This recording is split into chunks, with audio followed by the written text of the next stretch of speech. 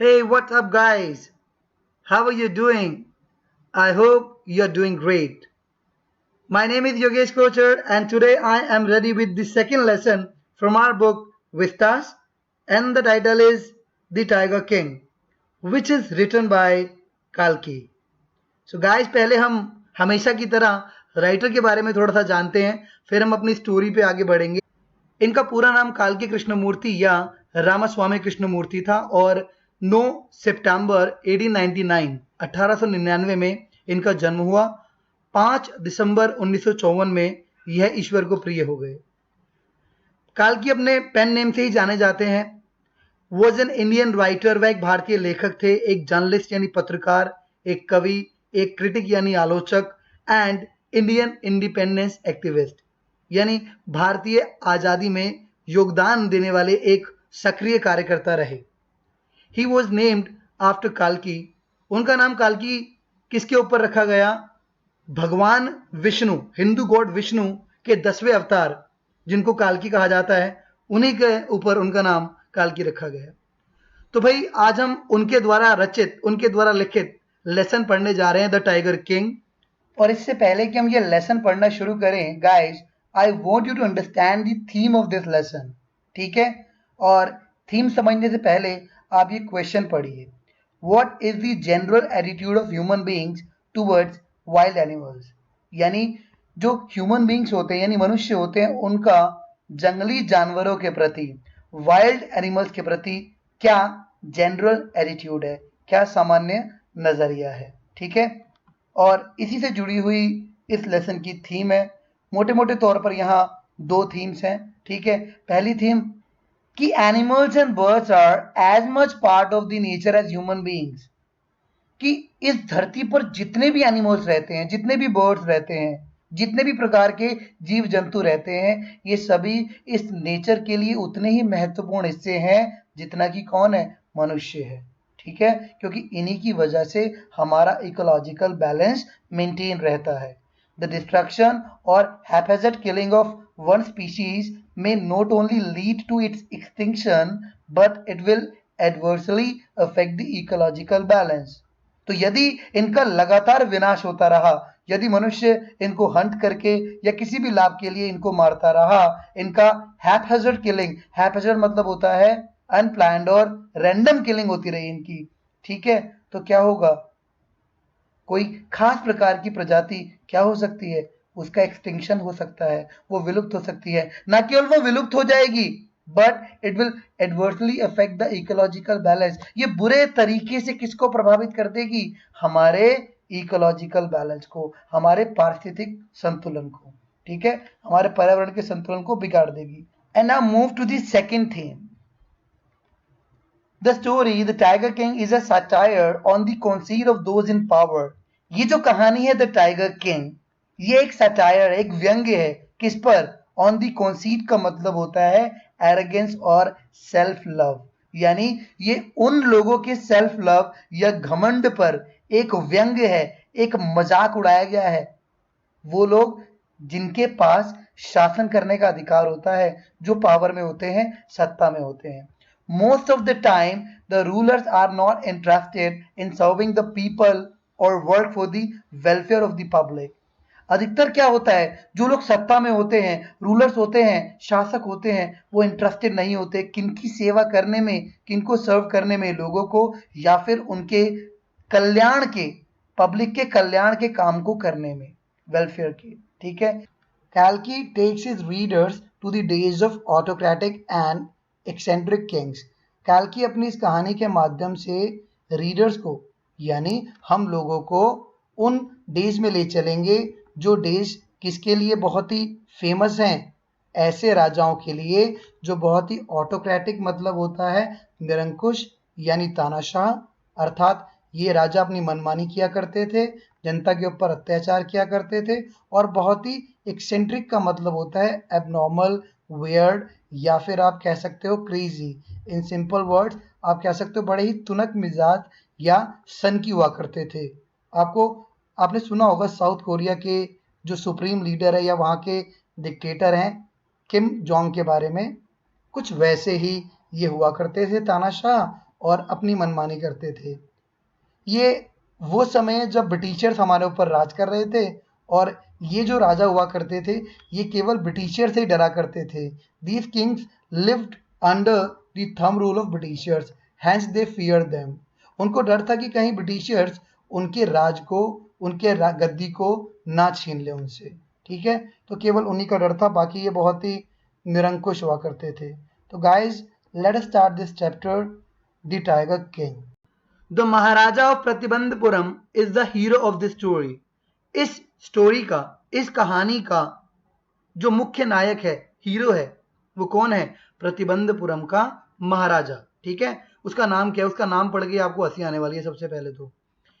He may be identified as his highness Jamedar general Khiledar major Shatavyaghra Samhari Maharajadhiraja Vishwa Bhuvana सम्राट sir Jilani जंग जंग बहादुर MAD ACTC और CRCK, but this name is often shortened to the Tiger King। तो भाई ये उसका नाम है, लंबा चौड़ा सा नाम है, और बेसिकली ये राजा को ग्लोरीफाई करने के लिए, उसकी महानता को दर्शाने के लिए कि राजा कितने महान हुआ करते थे, उनके आगे अलग अलग उपाधियां लगाई जाती थी। तो ये उपाधियां क्या हैं? जेमदार जनरल, खिलेदार मेजर, सता, ये संस्कृत वर्ड है, सता व्याघ्रा समहारी मतलब 100 बाघों को मारने वाला। सता मतलब शत यानी 100, व्याघ्रा मतलब बाघ, और समहारी मतलब उनका विनाश करने वाला, उनको मारने वाला। ठीक है, इसके अलावा महाराजाधिराज, विश्व भुवना सम्राट, सर जिलानी, जंग जंग बहादुर, और ये सब उपाधियां उसके नाम के आगे लगाई गई हैं, MAD ACTC और CRCK। पर अक्सर उसको शॉर्ट करके, उसके नेम को संक्षिप्त में पुकारा जाता था, बुलाया जाता था, किस नाम से?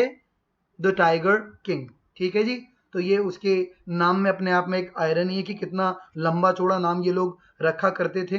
ठीक है जी, आगे बढ़ते हैं। I have come forward to tell you why he came to be known as Tiger King. अब यहाँ पे कैल्की जी कहते हैं कि मैं आपको ये बताने आया हूं कि राजा को टाइगर किंग के नाम से क्यों जाना जाता था, क्यों वो टाइगर किंग के नाम से जाने गए। I have no intention of pretending to advance only to end in a strategic withdrawal. अब इस बात को थोड़ा ध्यान से समझिएगा गाइस, ठीक है, ये अंडरलाइन भी है। यहाँ पे राइटर कहते हैं I have no intention of pretending, कि भाई मेरा कोई इंटेंशन, कोई इरादा, कोई इच्छा नहीं है। प्रिटेंडिंग मतलब होता है शो ऑफ करने का, दिखावा करने का, कि मैं एडवांस यानी आगे बढ़ाऊं अपनी स्टोरी को, only to end in a strategic withdrawal, अपनी कहानी को एक स्ट्रैटेजिक विथड्रॉल के साथ एंड करने के लिए। ऐसी कोई इच्छा नहीं है। स्ट्रैटेजिक विथड्रॉल क्या होता है? देखिए, जब कंट्रीज के बीच वॉर होता है ना, तो वॉर के टाइम पे जब कोई कंट्री अपने आप को विड्रॉ कर लेती है, यानी युद्ध से अपने आप को हटा लेती है, अपने हथियारों को हटा लेती है, अपने आप को पीछे खींच लेती है, तो उसे हम बोलते हैं स्ट्रैटेजिक विड्रॉल। उनके पीछे एक स्ट्रैटेजी होती है। ऐसा नहीं है कि वो अपनी हार को स्वीकार कर चुके हैं, बल्कि उनको लगता है कि युद्ध में पीछे हटने से हमें लाभ होगा, हमें फायदा होगा, इसीलिए वो क्या होते हैं, युद्ध से स्ट्रैटेजी बना के विड्रॉ कर लेते हैं। अब यहाँ पे वो ये कहना चाहता है कि मैं अपनी स्टोरी में जो भी बात आपको आगे बताने जा रहा हूं, मेरा ऐसा कोई इरादा नहीं है कि मैं प्रिटेंड करूं या दिखावा करूं कि मैं एडवांस कर रहा हूं और बाद में मैं क्या कर लूं, उसे स्ट्रैटेजिक विड्रॉल के साथ एंड कर दूं। ठीक है, even the threat of a Stuka bomber will not throw me off track. वो कहते हैं यहां तक कि अगर मुझे स्टूका बॉम्बर का भी थ्रेट दिया जाए, फियर दिया जाए, डर दिया जाए, तो भी वो मुझे मेरी बात से ऑफ ट्रैक नहीं कर सकता, यानी मुझे मेरी बात से पीछे नहीं हटा सकता। स्टूका बॉम्बर क्या है बच्चों? ये एक प्रकार का जर्मन मिलिट्री एयरक्राफ्ट था, जिसको जर्मन लैंग्वेज में जंकर जू 87 कहा जाता था, और ये स्पेसिफिकली किसी लिए डिजाइन किया गया था? बॉम्बिंग करने के लिए, डाइव बॉम्बिंग करने के लिए। ठीक है, और इसका प्रयोग सेकेंड वर्ल्ड वॉर में बहुत अधिक किया गया था। The Stuka, if it likes, can beat a hasty retreat from my story। वो कहता है कि जो स्टूका बॉम्बर है, अगर वो चाहे वो पीछे हट सकता है। Can beat a hasty retreat. बच्चों, ये एक फ्रेज है और इसका मतलब होता है withdraw quickly in order to avoid something और सम डेंजरस सिचुएशन, यानी किसी खतरनाक स्थिति से बचने के लिए पीछे हट जाना, उसको अवॉइड करने के लिए। वो कहता है कि मुझे मेरे ट्रैक से कुछ भी ऑफ नहीं कर सकता, अगर चाहे तो स्टूका बॉम्बर वो अपने आप को पीछे हटा सकता है, पर मैं अपनी स्टोरी में जो बात आपको बताने वाला हूं उस बात से पीछे नहीं हटूंगा। Right at the start, it is imperative to disclose a matter of vital importance about the Tiger King. वो कहता है राइट एट द स्टार्ट, अर्थात बिल्कुल शुरुआत में ही, इट इज इम्पेरेटिव, ये बहुत ही इम्पेरेटिव मतलब होता है नेसेसरी या इंपॉर्टेंट, यानी बहुत जरूरी है, to disclose a matter of vital importance about the tiger King, कि टाइगर किंग के बारे में एक बहुत ही वाइटल इंपॉर्टेंस का एक मैटर है, उसे डिस्क्लोज करना, एक बहुत ही वाइटल मतलब सिग्निफिकेंट, बहुत ही जरूरी कोई ऐसी बात है जिसको डिस्क्लोज करना जरूरी है। Everyone who reads of him, हर कोई व्यक्ति जो उस राजा के बारे में पढ़ता है वो क्या एक्सपीरियंस करेगा, will experience the natural desire, वो एक प्रकार की स्वाभाविक सी नेचुरल सी डिजायर यानी इच्छा का अनुभव करेगा। किस चीज की इच्छा? To meet a man of his indomitable courage, एक ऐसे व्यक्ति से मिलने की, एक ऐसे राजा से मिलने की जिसके पास क्या है, एक इनडोमिटेबल करेज है।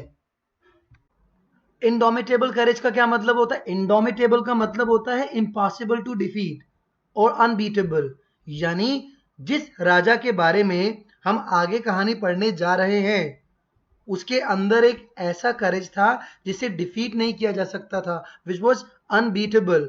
तो ऑब्वियसली ऐसे व्यक्ति से मिलने की इच्छा, फेस टू फेस मिलने की इच्छा सभी की करेगी।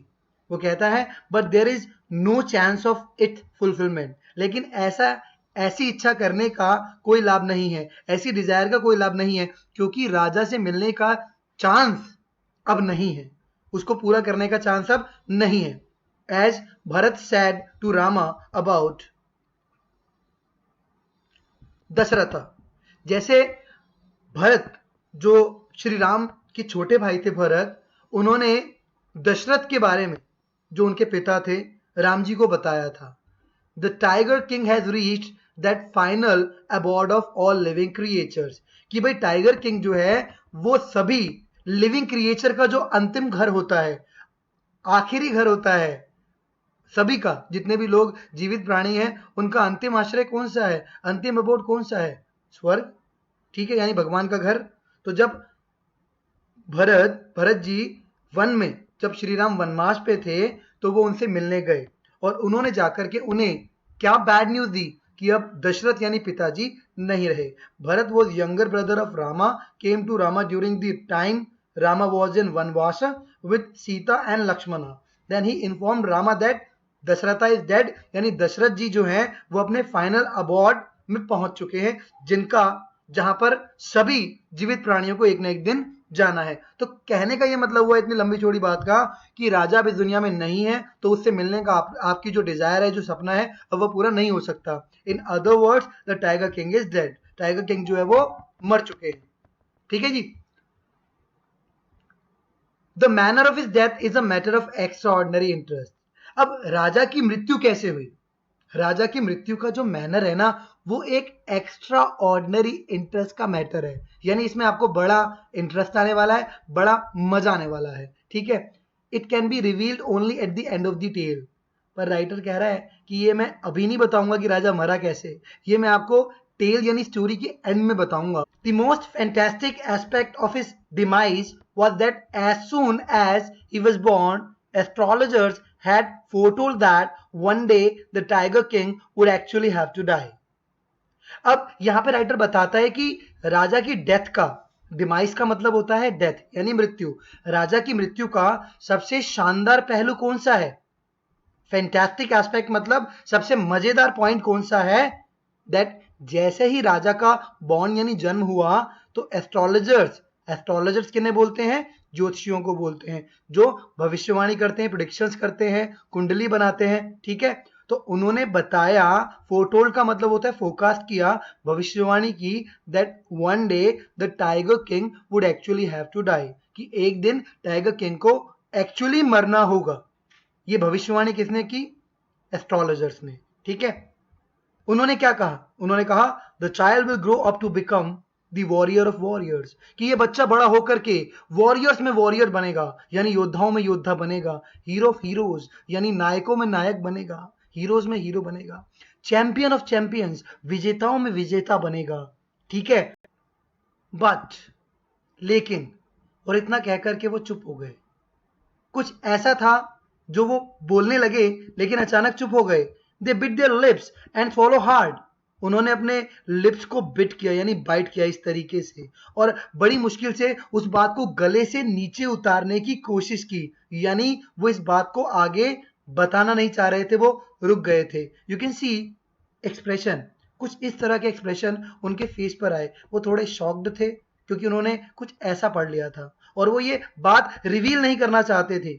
लेकिन when compelled to continue, जब उन्हें मजबूर किया गया कि वो अपनी बात को जारी रखें, the astrologers came out with it, तो जानते हो एस्ट्रोलॉजर्स ने क्या कहा? This is a secret, ये एक सीक्रेट है, एक रहस्य है, which should not be revealed at all, जिसको बिल्कुल भी रिवील नहीं किया जाना चाहिए, यानी इस सीक्रेट को एक्सपोज नहीं किया जाना चाहिए। And yet we are forced to speak out, और अगर हमें मजबूर किया जाता है कि हम स्पीक आउट करें, अर्थात इसे डिस्क्लोज करें, बोलें, बताएं, तो ठीक है। उन्होंने कहा the child born under this star will one day have to meet its death, कि जो बच्चा इस स्टार यानी इस नक्षत्र में पैदा हुआ है, इस राशि में पैदा हुआ है, एक दिन उसे अपनी मृत्यु का सामना करना पड़ेगा, अर्थात उसे मरना होगा। ये तो जी उनकी भविष्यवाणी थी, ये तो मैं भी दे सकता हूं। चलिए अब आगे क्या हुआ? At that very moment a great miracle took place, और उसी क्षण एक बहुत बड़ा मिराकल हुआ, यानी एक बहुत बड़ा चमत्कार हुआ। मिराकल मतलब चमत्कार, एंड एस्टोनिशिंग मतलब होता है सरप्राइजिंग, फ्रीज मतलब होता है सेंटेंस, एक हैरान कर देने वाला सेंटेंस, इमर्ज मतलब रिलीज हुआ, निकला, किसमें से निकला? From the lips of 10 day old Jilani जंग जंग बहादुर, 10 दिन के, अभी ये जो बच्चा पैदा हुआ था महाराजा द टाइगर किंग, वो मात्र 10 दिन का था, और 10 दिन के इन्फेंट यानी छोटे से बच्चे के होठों से जानते हो कौन से वर्ड्स निकले? जिलानी जंग जंग बहादुर के होठों से क्या वर्ड्स निकले? ओ वाइस प्रोफेट्स, ओ वाइस का मतलब होता है समझदार, बुद्धिमान, ओ वाइस प्रोफेट्स, ओ बुद्धिमान प्रोफेट्स किसको बोला गया है यहाँ पे? वैसे तो प्रोफेट्स पैगंबर को बोलते हैं, बट यहाँ पे फॉर्च्यून टेलर यानी भाग्य बताने वाले, अर्थात ज्योतिषियों के लिए यूज किया गया है प्रोफेट्स वर्ड, ठीक है। ओ वाइस प्रोफेट्स, ओ बुद्धिमान फॉर्च्यून टेलर्स यानी ज्योतिषियों। एवरीवन स्टूड ट्रांसफिक्स्ड इन स्टूपेफेक्शन, वहां पर जो भी व्यक्ति खड़ा था वो सब ट्रांसफिक्स्ड हो गए। ट्रांसफिक्स का मतलब होता है स्पेल बाउंड, एकदम अपनी जगह पे एकदम फिक्स्ड हो जाना, हिल ना पाना। किस अवस्था में? इन स्टूपेफेक्शन यानी इन वंडर और शॉक, यानी वो लोग इतने हैरान हो गए, इतने शॉक्ड हो गए कि वो अपनी जगह पे एकदम स्तब्ध हो गए, स्पेल बाउंड हो गए। उन्हें समझ नहीं आ रहा था कि ये आवाज कहां से आ रही है। You can refer this picture, आप एक्सप्रेशन देख ही रहे हैं। They looked wildly at each other and ब्लिंक्ड, उन्होंने एक दूसरे को वाइल्ड तरीके से, बहुत ही घूर घूर के, जंगली तरीके से आंखें फाड़ फाड़ के एक दूसरे को वो देखने लगे, इन ए वंडर और शॉक, हैरान अवस्था में। O wise prophets, it was I who spoke, आवाज आई, क्या आवाज आई दोबारा से? ओ बुद्धिमान प्रोफेट्स, ओ बुद्धिमान astrologers, it was I who spoke, ये मैं हूं जो बोला। This time there were no ground for doubt, अब इस बार जब दोबारा आवाज आई तो शक के लिए कोई भी ग्राउंड यानी कोई भी आधार नहीं बचा था। ये बात सुनिश्चित हो गई थी, पक्की हो गई थी। It was the infant born just 10 days ago, ये वह शिशु था जो मात्र 10 दिन का था, 10 दिन पहले पैदा हुआ था। who had enunciated the words so clearly, और इस 10 दिन के बच्चे ने शब्दों का उच्चारण, प्रोनंसिएशन बहुत ही क्लियरली किया था। The chief astrologer took off his spectacles, और जो चीफ एस्ट्रोलॉजर थे, जो मुख्य ज्योतिषी थे, उन्होंने क्या किया? उन्होंने इस प्रकार अपना स्पेक्टिकल्स यानी चश्मा उतारा, एंड गेज्ड मैंने घूरा, at gazed intently at the baby, intently मतलब होता है केयरफुली, बहुत ही केयरफुली, बहुत ही क्लोजली उन्होंने बेबी को देखा। गेज मैंने घूरा अपना चश्मा उतार के। अब बेबी क्या बोलता है आगे? बेबी बोलता है all those who are born will one day have to die. जितने भी लोग इस धरती पर पैदा होते हैं, जन्म लेते हैं, उन्हें अवश्य ही एक ना एक दिन तो मरना ही होता है। We don't need your predictions to know that. ये जानने के लिए हमें आपकी भविष्यवाणियों की आवश्यकता नहीं है। There would be some sense in it if you could tell us the manner of that death. भाई इसमें सेंस तो तब होगा ना, समझदारी वाली बात तो तब होगी जब आप हमें उस मृत्यु का मैनर बता पाओ कि मृत्यु किस प्रकार होगी, कैसे होगी। The royal infant uttered these words in his little squeaky voice. और इस प्रकार इस छोटे से शाही परिवार में पैदा हुए बच्चे ने अटर्ड मैंने स्पोक यानी बोला इन शब्दों को अपनी बहुत ही छोटी सी स्क्वीकी यानी पतली वॉइस मैंने आवाज में, अपनी छोटी सी पतली सी आवाज में उसने ज्योतिषियों से ये पूछा कि मुझे मेरी मृत्यु का मैनर बताइए, तभी मैं मानूंगा इसमें कुछ समझदारी वाली बात है। ठीक है। The chief astrologer placed his finger on his nose. Chief astrologer ने अपनी फिंगर को अपनी नोज पे रखा इन वंडर यानी सरप्राइज होकर, हैरान होकर। A baby barely 10 days old. अब वो सोचने लगा कि एक बेबी जो बियरली मतलब हार्डली या ओनली मात्र 10 दिन का है, 10 days ओल्ड, ठीक है, ओपन इट्स लिप्स, अपने लिप्स को ओपन करता है, स्पीच और उच्चारण करता है, बोलता है। स्पीच का मतलब भाषण देना भी होता है और स्पीच का मतलब यहाँ पे बोलना। ठीक है। नॉट ओनली दैट, न केवल इतना, it also raises intelligent questions, और ये इंटेलिजेंट क्वेश्चंस भी रेज कर रहा है, बहुत ही समझदारी वाले प्रश्न पूछ रहा है। इनक्रेडिबल, ये बात तो अविश्वसनीय है। इनक्रेडिबल का मतलब अनबिलीवेबल, यानी इस पर विश्वास नहीं कर पा रहे हैं जो एस्ट्रोलॉजर्स हैं। Rather like the bulletins issued by the war office than facts.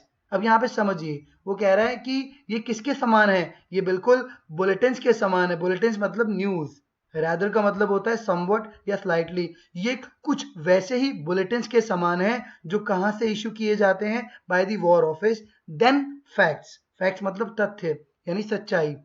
कहने का ये मतलब हुआ कि देखिए, जब ब्रिटिश काल की बात हो रही है, जब वहां पर राजा युद्ध लड़ने जाया करते थे ना, किससे, ब्रिटिशर से, तो वो वहां पर भले युद्ध में हार क्यों ना रहे हों, युद्ध में वो अपनी हार को स्वीकार क्यों ना कर लें, लेकिन वो अपने राज्य में क्या न्यूज भिजवाते थे वॉर ऑफिस से, वो न्यूज भिजवाते थे कि हम जीत रहे हैं, हमने इतना नुकसान पहुंचा दिया ब्रिटिशर्स को। बट वास्तव में वो अपनी हार को छिपाने का प्रयत्न करते थे। हमने उनको खदेड़ दिया है, हमने अंग्रेजों को नाको चने चबवा दिए हैं, हम बहुत ही वीरता से लड़े, हमारा एक एक सैनिक उनके 10-10 पर भारी है। इस तरह की अनबिलीवेबल न्यूज वो भिजवाते थे, और अब जनता भी समझदार हो गई थी। तभी तो यहाँ पे क्या कहा गया है कि ये बात अपने आप में अनबिलीवेबल थी, इनक्रेडिबल थी। ठीक वैसे ही, समवट या स्लाइटली वैसे ही, जिस प्रकार की अनबिलीवेबल न्यूज कहां से इशू की जाती थी, वॉर ऑफिस से, जो किससे बिल्कुल भिन्न या अलग हुआ करती थी, देन फैक्ट्स यानी तथ्य अर्थात सच्चाई। तो इसीलिए इस छोटे शिशु द्वारा उठाए गए इंटेलिजेंट क्वेश्चंस को किससे रिलेट किया गया है, किससे कंपेयर किया गया है, आप कह सकते हो बुलेटिन से, जो कि वॉर ऑफिस से इशू किए जाते थे। ठीक है जी। The chief astrologer took his finger off. अब चीफ एस्ट्रोलॉजर जो थे, उन्होंने अपनी नाक पर से अपनी फिंगर को हटाया, and fixed his eyes upon the little Prince, और अब अपनी आंखों को किस पे फिक्स कर लिया, छोटे राजकुमार पे। ठीक है। The Prince was born in the hour of the bull. अब वो क्या बोलते हैं, वो बोलते हैं कि ये जो राजा है, ये जो प्रिंस है, राजकुमार है, वो बुल राशि में पैदा हुआ है। Hour of the bull, bull राशि के नक्षत्र में पैदा हुआ है। बुल राशि को हिंदी में क्या बोलते हैं, वृषभ राशि, या फिर हम बोल सकते हैं टॉरस। ये हमारे जो जोडियक साइंस होते हैं उनमें टॉरस क्या होती है, बुल राशि होती है, जिसमें ये आप बुल देख रहे हो, बुल बना हुआ है। ठीक है। The bull and the tigers are enemies. उन्होंने बताया कि जो बुल और टाइगर्स होते हैं वो आपस में एक दूसरे के दुश्मन होते हैं, एनिमीज होते हैं। Therefore death comes from the tiger, he explained. और इसीलिए राजा की मृत्यु किसकी वजह से होगी, राजा की मृत्यु का कारण कौन बनेगा, टाइगर बनेगा, ऐसा मुख्य ज्योतिषी ने एक्सप्लेन किया। अब इन सब बातों का क्या मतलब निकलता है कि भाई राजा चूंकि आर ऑफ द बुल में पैदा हुआ है, इसलिए राजा की राशि क्या है, राजा का राशि चिन्ह है टॉरस यानी वृषभ राशि, और वृषभ राशि का जो साइन है वो क्या है, एक बुल होता है, bull and tigers are enemies, दुश्मन होते हैं, तो राजा की मृत्यु का कारण कौन होगा? एक बाघ होगा, एक टाइगर होगा, ठीक है। You may think that Crown Prince जंग बहादुर was thrown into a quake when he heard the word tiger. वो कहते हैं कि अब आप ये सोच सकते हो कि जो क्राउन प्रिंस जंग बहादुर थे, क्राउन प्रिंस किसे बोलते हैं? जो राजगद्दी का वारिस होता है, यानी राजा का पुत्र होता है, जो राजा के बाद उसकी राजगद्दी का उत्तराधिकारी होगा, वारिस होगा, उसे हम क्राउन प्रिंस कहते हैं, ठीक है। तो जंग बहादुर जो है, आपको लग रहा होगा जब उसने ये सुना कि राजा की मृत्यु का कारण कौन होगा? एक टाइगर होगा, तो यह सुनकर के वो जो छोटा बच्चा था, थ्रोन इनटू अ क्वेक, वो बहुत ज्यादा डर गया होगा। थ्रोन इनटू अ क्वेक एक ईडियम है जिसका मतलब क्या होता है? ट्रेम्बल और शडर, यूजली फ्रॉम फियर, यानी आमतौर पर डर से बहुत ज्यादा कांपना।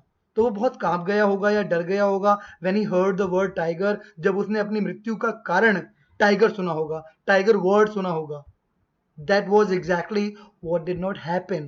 Actually ऐसा नहीं हुआ, वास्तविक तौर पर ऐसा बिल्कुल नहीं हुआ। As soon as he heard it pronounced, और जैसे ही उस छोटे से बच्चे ने टाइगर वर्ड का प्रोनाउंसिएशन सुना, किसके मुख से? एस्ट्रोलॉजर के। The crown Prince gave a deep growl, तो राजकुमार ने, युवराज ने क्या किया? ग्रॉल मतलब होता है थ्रोटी वॉइस निकालना, यानी गुर्राना, गुर्राते हुए कहा। क्या कहा? टेरिफाइंग मतलब फियरफुल, आतंकित कर देने वाले, डरा देने वाले words emerge from his lips, उसके लिप्स से इमर्ज हुए, यानी निकले। और क्या डरा देने वाले वर्ड्स निकले गुर्राते हुए? लेट द टाइगर्स बिवेयर, बाघों बिवेयर हो जाओ, सावधान हो जाओ।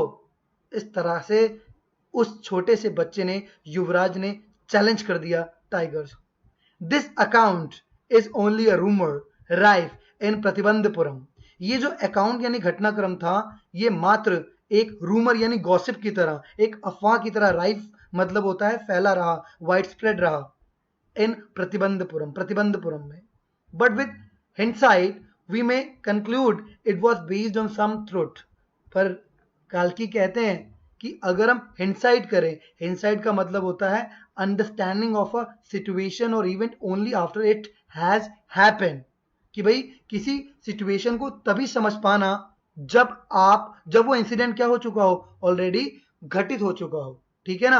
तभी हम क्या कर सकते हैं? हम कंक्लूड कर सकते हैं, निष्कर्ष निकाल सकते हैं। It was based on some truth, कि ये किस पर आधारित है? किसी सच पर आधारित है, यानी उस सिचुएशन को समझने के बाद ही हम इस निष्कर्ष पर पहुंच सकते हैं कि ये बात किसी सच पर आधारित थी, ठीक है। तो भाई यहां तक तो बात हमें समझ आ गई कि राजा के जन्म के बाद किस तरीके से 10 दिन के जंग बहादुर ने अपनी जो प्रिडिक्शन की गई उसकी डेथ के बारे में, मृत्यु के बारे में कैसे चैलेंज किया और कैसे उसे अपनी मृत्यु का कॉज पता लगा, ठीक है। अब आगे क्या हुआ? Crown prince Jung Bahadur grew taller and stronger day by day. Crown prince Jung Bahadur दिन प्रतिदिन क्या होते रहे? टॉलर एंड स्ट्रॉन्गर, लंबे चौड़े शक्तिशाली होते रहे। अब यहां पे एक बहुत इंपॉर्टेंट क्वेश्चन आता है गाइस। क्वेश्चन क्या है? ध्यान से समझिएगा। How was the tiger king brought up, कि भाई टाइगर किंग का ब्रॉटअप यानी लालन पालन या पालन पोषण कैसे हुआ? एक और वर्ड है इंग्लिश में, अपब्रिंगिंग, ठीक है जी, पालन पोषण। When did he become the king of the state, और कब जो ये क्राउन प्रिंस था यानी युवराज था, कब वो राज्य का राजा बना?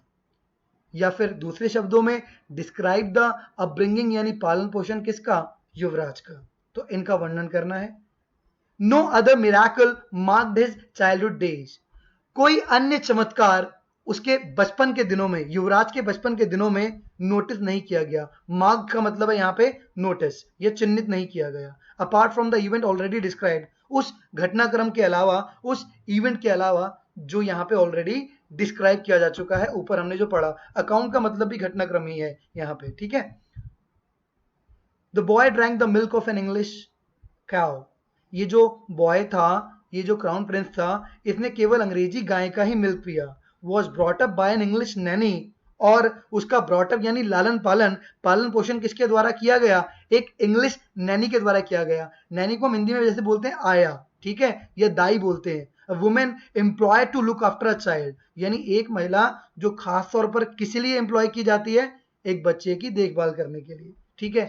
Tutored in English by an English man, उसको केवल इंग्लिश मैन ने ही इंग्लिश की ट्यूशन दी, यानी उसे टॉट किया, ट्यूटर मतलब टॉट यानी पढ़ाया। Saw nothing but English films exactly as the crown princes of all other Indian states did, और उसने केवल इंग्लिश फिल्म्स ही देखी, ठीक वैसे ही जैसे कि बाकी अन्य जो इंडियन स्टेट्स हुआ करती थी उनके राजकुमार का पालन पोषण हुआ करता था, वहां के युवराजों का, ठीक वैसे ही टाइगर किंग का पालन पोषण हुआ। यहां से ये क्या बताने की कोशिश की गई है कि मतलब उनका पूरा लाइफस्टाइल जो है वो पूरा किसको फॉलो किया करते थे, ब्रिटिश लाइफस्टाइल को, अंग्रेजी लाइफस्टाइल को फॉलो करते थे। अपनी लैंग्वेज भी उनकी इंग्लिश चाहते थे वो, और उनका पूरा पालन पोषण भी इंग्लिश में ही हुआ, इंग्लिश नैनी आया करती थी, ठीक है। इसके अलावा इंग्लिश मूवीज देखी, पूरे तरीके से इंग्लिश वेस्टर्न स्टाइल में उनका पालन पोषण हुआ, जो कहीं ना कहीं ये बताता है कि फॉलो तो ये लोग किसको कर रहे थे, वेस्टर्न स्टाइल को, ब्रिटिशर्स को फॉलो कर रहे थे, बट ट्रस्ट किस पे कर रहे हैं, दकियानुसी विचार यानी प्रिडिक्शंस, भविष्यवाणियां, इन पर, ठीक है जी। तो यहाँ पे अपने आप में एक कॉन्ट्राडिक्टरी थॉट आता है, एक रिमार्क आता है, it's a satire. When he came of age at 20, अब वो राजगद्दी पर कब बैठा, जब वो 20 वर्ष की आयु में हुआ, आया 20 वर्ष का हुआ, the state which had been with the court of wards, वो जो राज्य था अब तक किनके पास था, court of wards, until then मतलब सो फार, अब तक जो राज्य किसके पास था, कोर्ट ऑफ वॉर्ड्स किन्हें बोलते हैं, देखो ये जो ब्रिटिश काल था उसमें एक रूल बनाया गया था, क्या रूल था, the court of wards was a legal body, ये एक लीगल बॉडी हुआ करती थी जो क्रिएट की गई थी बाय ईस्ट इंडिया कंपनी, किसके द्वारा, ईस्ट इंडिया कंपनी के द्वारा। और इसका पर्पस क्या था, इसका पर्पस था was to protect heirs and their states when the heir was a minor and therefore incapable of acting independently, यानी जब तक किसी राज्य में उस राज्य का उत्तराधिकारी सक्षम नहीं हो जाता, एबल नहीं हो जाता उस राज्य को संभालने में, उस राजगद्दी को संभालने में, वहां की बागडोर संभालने में, तब तक उस राज्य की देखभाल कौन करेगी, उस लीगल बॉडी द्वारा उसका देखभाल किया जाएगा, लुक आफ्टर किया जाएगा, जिसको कि कौन डिसाइड करता था, ब्रिटिश रूल, ठीक है। तो भाई जब वो 20 साल का हुआ तो राजगद्दी अब किसके हाथ में आ गई, राजा के हाथ में आई, came into his hands. But everyone in the kingdom remembered the astrologer's prediction, पर अभी तक किंगडम में हर किसी व्यक्ति को ज्योतिषी द्वारा की गई प्रेडिक्शन यानी भविष्यवाणी याद थी, सभी ने उसे रिमेंबर किया था। Many continue to discuss the matter, और जब राजा गद्दी पर बैठा तो बहुत सारे लोगों ने उस मैटर को डिस्कस करना शुरू कर दिया। Slowly it came to the Maharaja's ear, और धीरे धीरे ये बात किसके कानों में पड़ी, महाराजा के कानों में पड़ी। अब यहाँ पे एक क्वेश्चन आता है कि राजा ने, टाइगर किंग ने टाइगर किलिंग को जस्टिफाई कैसे किया, इट्स वेरी इंपॉर्टेंट क्वेश्चन, यहां पर आप समझिएगा। There were innumerable forest, innumerable मतलब होता है नंबरलेस, काउंटलेस, यानी असंख्य जंगल हुआ करते थे, कहां पे, प्रतिबंधपुरम में, ठीक है। They had tigers in them, और उन जंगलों में, प्रतिबंधपुरम के उन जंगलों के अंदर क्या थे, बहुत सारे टाइगर्स थे। द महाराजा न्यू, अब महाराजा जानता था, द ओल्ड सेइंग, अब ये वो जस्टिफाई कर रहे हैं कैसे, एक पुरानी कहावत को जानता था महाराजा, क्या, सेइंग का मतलब होता है कहावत, you may kill even a cow in self defence, यदि आत्मरक्षा की बात आए तो आप काउ को भी किल कर सकते हो, एक गाय की भी जान ले सकते हो, उसे भी मार सकते हो। गाय जो कि सबसे इनोसेंट जीव माना जाता है, भारत में तो गाय को माता की तरह पूजा जाता है, तो उसमें उस कहावत में ये कहा गया था कि आप आत्मरक्षा में किसे किल कर सकते हो, एक गाय को भी मार सकते हो। There could certainly be no objection to killing tigers in self defence, तो अवश्य ही, निश्चित तौर पर सर्टनली इसमें कोई ऑब्जेक्शन नहीं है, किसको किल करने में, टाइगर्स को, आत्मरक्षा में, यानी आत्मरक्षा में यदि आप गाय को मार सकते हो तो बाघों को मारने में कोई प्रॉब्लम नहीं है, कोई ऑब्जेक्शन नहीं है। The Maharaja started out on a tiger hunt, Maharaja अब टाइगर के हंट के लिए, बाघ के शिकार के लिए निकल पड़ा।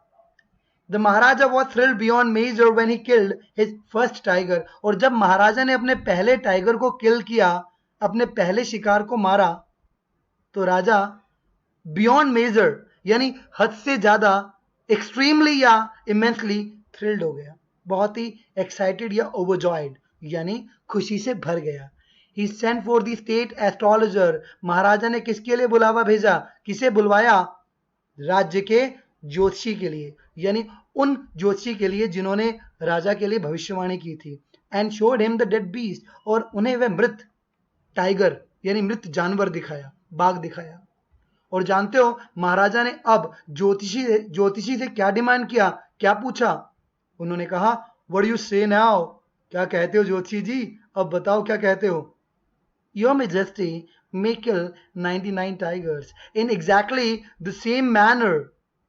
अब ज्योतिषी जी बोलते हैं योर मेजेस्टी का प्रयोग कब किया जाता है, यूज्ड व्हेन टॉकिंग टू और अबाउट अ किंग, जब आप महाराजा से बात कर रहे हो या महाराजा के बारे में बात कर रहे हो। माय लॉर्ड वर्ड आपने सुना होगा, जैसे हम जज के लिए बोलते हैं, वैसे ही एक रिचुअल होता है, एक सम्मान देने का एक तरीका होता है कि आपने सुना होगा जैसे ब्रिटिशर्स हिज हाइनेस या हर हाइनेस यूज करते थे अपने सुपर अथॉरिटी को क्या करने के लिए, एड्रेस करने के लिए, ठीक है। उसी तरीके से यहाँ पे योर मेजेस्टी का प्रयोग किया गया है।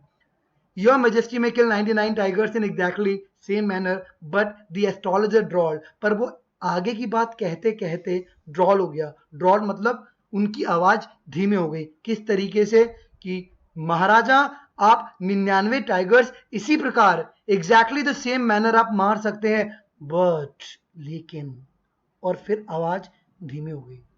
But what, speak without fear, लेकिन क्या, बिना डर के बोलिए ज्योतिषी जी। But you must be very careful with the 100 tiger, Maharaja पर आपको 100 टाइगर से, 100वें बाघ से केयरफुल रहने की आवश्यकता है, आपको उससे बहुत सावधान रहना होगा। What if the 100th tiger were also killed? क्या हो यदि मैं 100 टाइगर को भी यानी 100वें बाघ को भी किल कर दूं, उसको भी मार दूं, अगर वह भी मारा जाए तो क्या होगा ज्योतिषी जी। Then I will tear up all my books on astrology, set fire to them।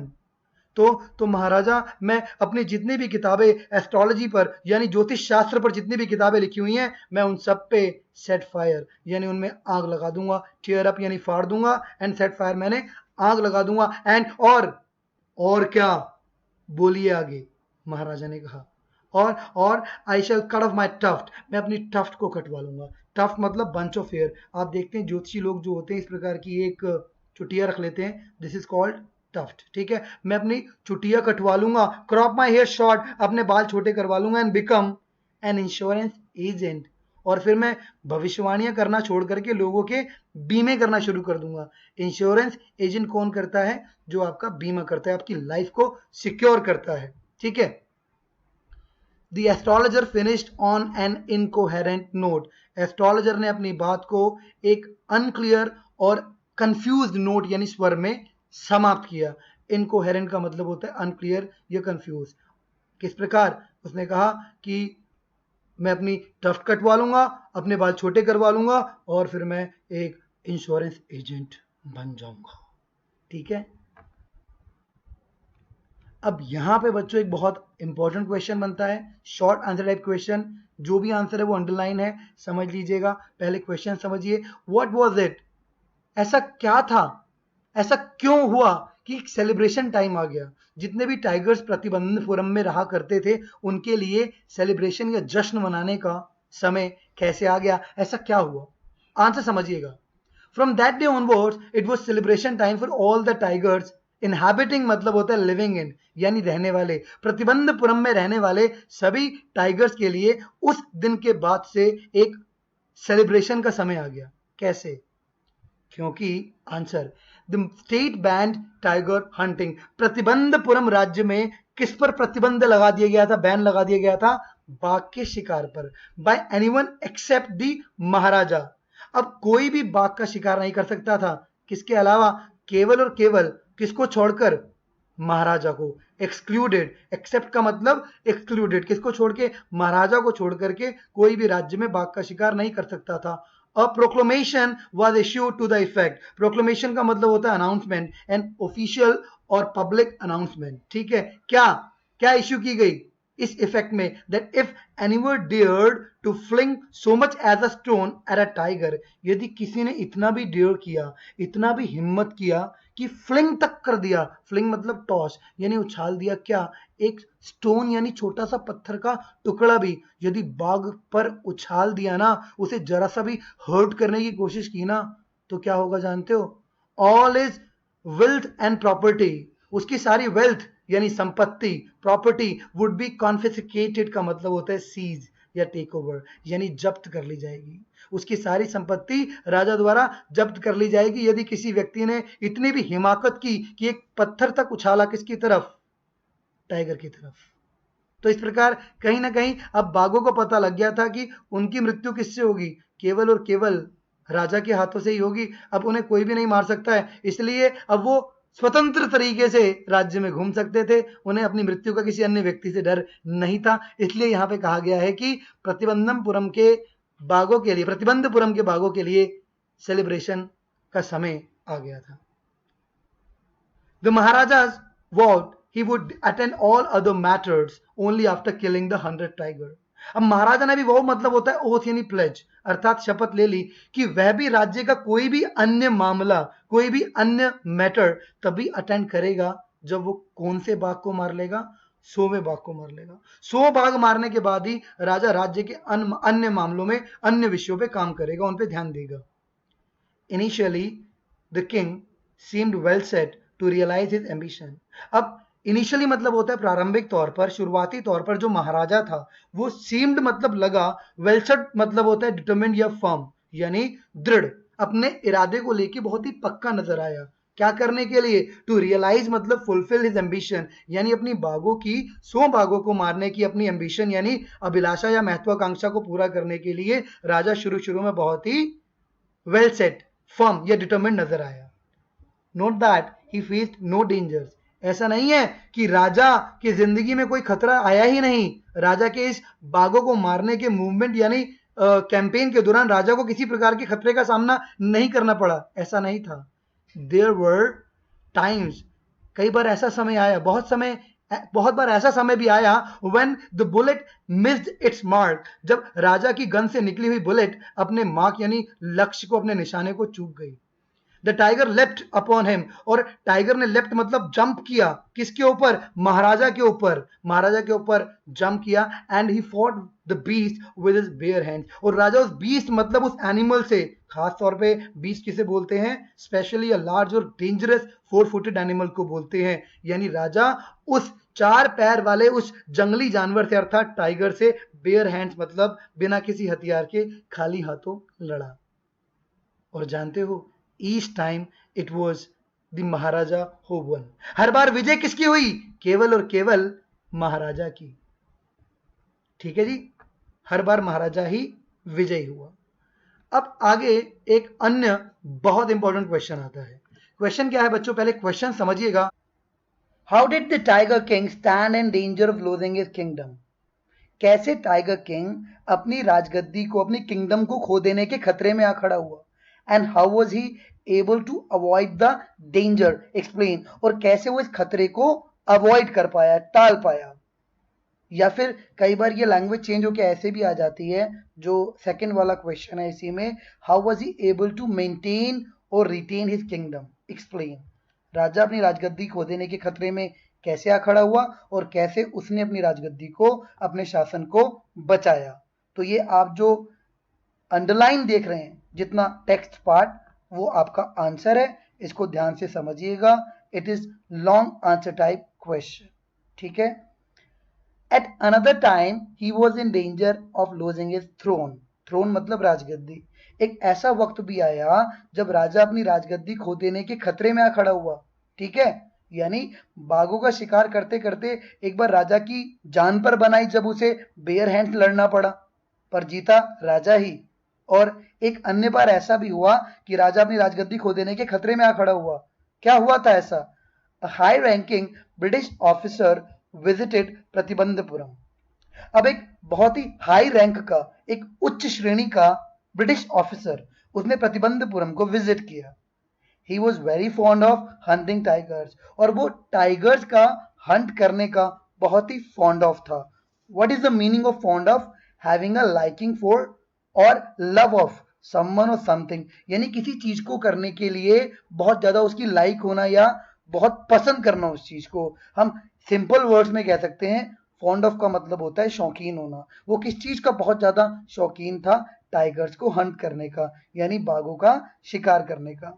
And fonder of being photographed with the tigers he had shot, न केवल वो इसका शौकीन था बल्कि वो जिन टाइगर्स को वो हंट करके मारता था उनके साथ फोटोग्राफ करवाने का भी उसका बहुत शौक था। उससे भी ज्यादा शौक फोटोग्राफ लेने का था उस डेड टाइगर के साथ। ठीक है जी। एज यूजुअल, अब बड़ा ही स्वाभाविक है कि जब वो आया तो उसने क्या अपनी इच्छा जाहिर की? He wished to hunt tigers in Pratibandhapuram, उसने इच्छा जाहिर की कि वो प्रतिबंधपुरम में टाइगर्स को हंट करना चाहता है। But the Maharaja was form in his resolve, पर महाराजा भी अपने रिजॉल्व मतलब डिसीजन या डिटर्मिनेशन यानी निश्चय में फॉर्म था, पक्का था, दृढ़ था। ही रिफ्यूज परमिशन, राजा ने परमिशन देने से रिफ्यूज अर्थात मना कर दिया। राजा ने जानते हो क्या कहा? बड़ी ही हंसने वाली बात है, समझिएगा। उसने कहा I can organise any other hunt, मैं आपके लिए किसी भी अन्य जीव का शिकार ऑर्गेनाइज कर सकता हूं, आयोजित कर सकता हूं। You may go on a bore Hunt, आप चाहो तो हमारे राज्य में बोर हंट का शिकार कर सकते हो। बोर किसे बोलते हैं? और tusked wild pig with which domestic pigs are descended, exterminated in Britain in the 17th century, यानी 17th सेंचुरी में ब्रिटेन में एक ऐसा पिग हुआ करता था जिसके टस्क हुआ करते थे। ये देख रहे हो आप, इसके ये बाहर जो दांत निकले हुए हैं, ठीक है। और ये वाइल्ड पिग हुआ करता था। आज जो पिग है वो इसी पिग के वंशज हैं, ठीक है। तो अब ये 17th सेंचुरी में था, उसके बाद वहां से ये एक्सटर्मिनेटेड मतलब होता है एक्सटिंक्शन हो गया, ये समाप्त हो गया, ठीक है। तो राजा ने कहा कि मैं आपके लिए एक बोर हंट आयोजित कर सकता हूं, आप चाहो तो यू में कंडक्ट अ माउस हंट, मेरे राज्य में आप माउस अर्थात चूहे का शिकार कर लो। We are ready for a mosquito hunt, आप चाहो तो मेरे राज्य में मच्छर का शिकार कर लो, मॉस्किटो मतलब मच्छर। But tiger Hunt, that's impossible, पर टाइगर का हंट सर ये तो असंभव है, ये नहीं हो पाएगा। The British officer's secretary sent word to the Maharaja through the दीवान। अब जो ब्रिटिश ऑफिसर का जो सेक्रेटरी यानी सचिव था, उसने महाराजा के दीवान को बुलाया। दीवान कौन होता है? दीवान होता है फाइनेंस मिनिस्टर या फिर प्राइम मिनिस्टर भी कह सकते हो। पुराने जो राज्य या रजवाड़े हुआ करते थे भारत में, उनके जो फाइनेंस मिनिस्टर या फिर जो प्राइम मिनिस्टर हुआ करते थे, जो राजा के मुख्य सलाहकार भी कह सकते हो, उन्हें दीवान कहा जाता था। तो राजा के दीवान के थ्रू ब्रिटिश ऑफिसर के सेक्रेटरी ने क्या भेजा? एक संदेशा भिजवाया राजा को। क्या? That the Durai himself did not have to kill the tiger, कि भाई दुरई को खुद टाइगर नहीं मारना है। यानी दुरई कौन है? दुरई बात की जा रही है, दुरई एक तमिल वर्ड है, ठीक है, जिसका अर्थ होता है चीफ लीडर, चीफ और लीडर, ठीक है। तो भाई हमारा जो चीफ या लीडर है, हमारा जो ऑफिसर है, उसका मुख्य उद्देश्य क्या है, उसके लिए इंपॉर्टेंट क्या है?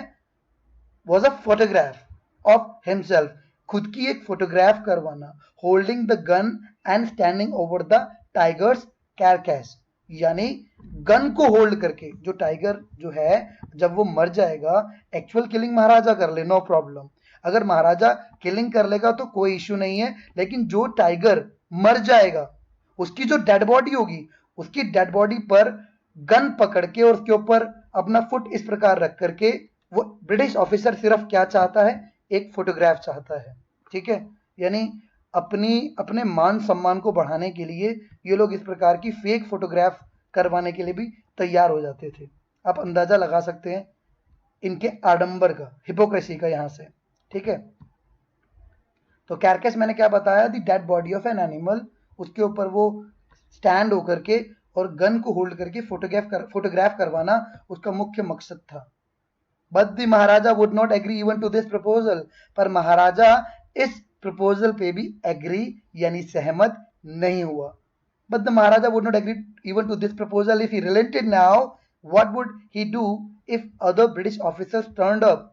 उसने सोचा कि अगर वो आज रिलेंट हो गया, आज सॉफ्ट हो गया, आज मेल्ट हो गया, आज अगर नरमी बरत दी, इस बात को स्वीकार कर लिया, now what would he do, वह क्या करेगा?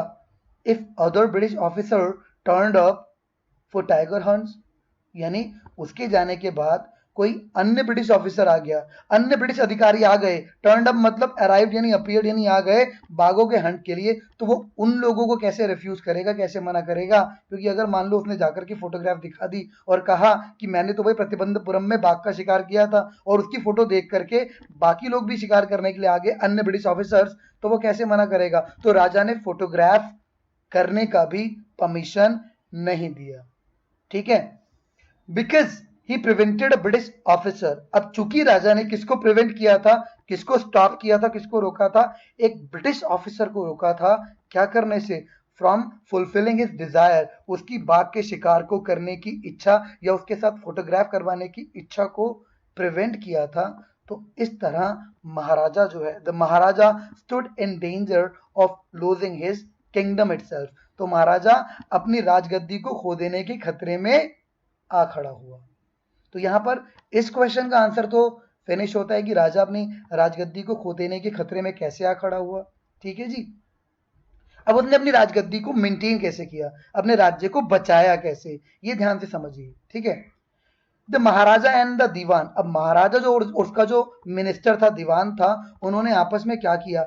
हेल्ड डेलिब्रेशंस, डेलिब्रेशंस का मतलब होता है कंसल्टेशंस या डिस्कशंस, उन्होंने आपस में विचार विमर्श किया, मंत्रणा की इस मुद्दे पर, ओवर दिस इश्यू, ठीक है।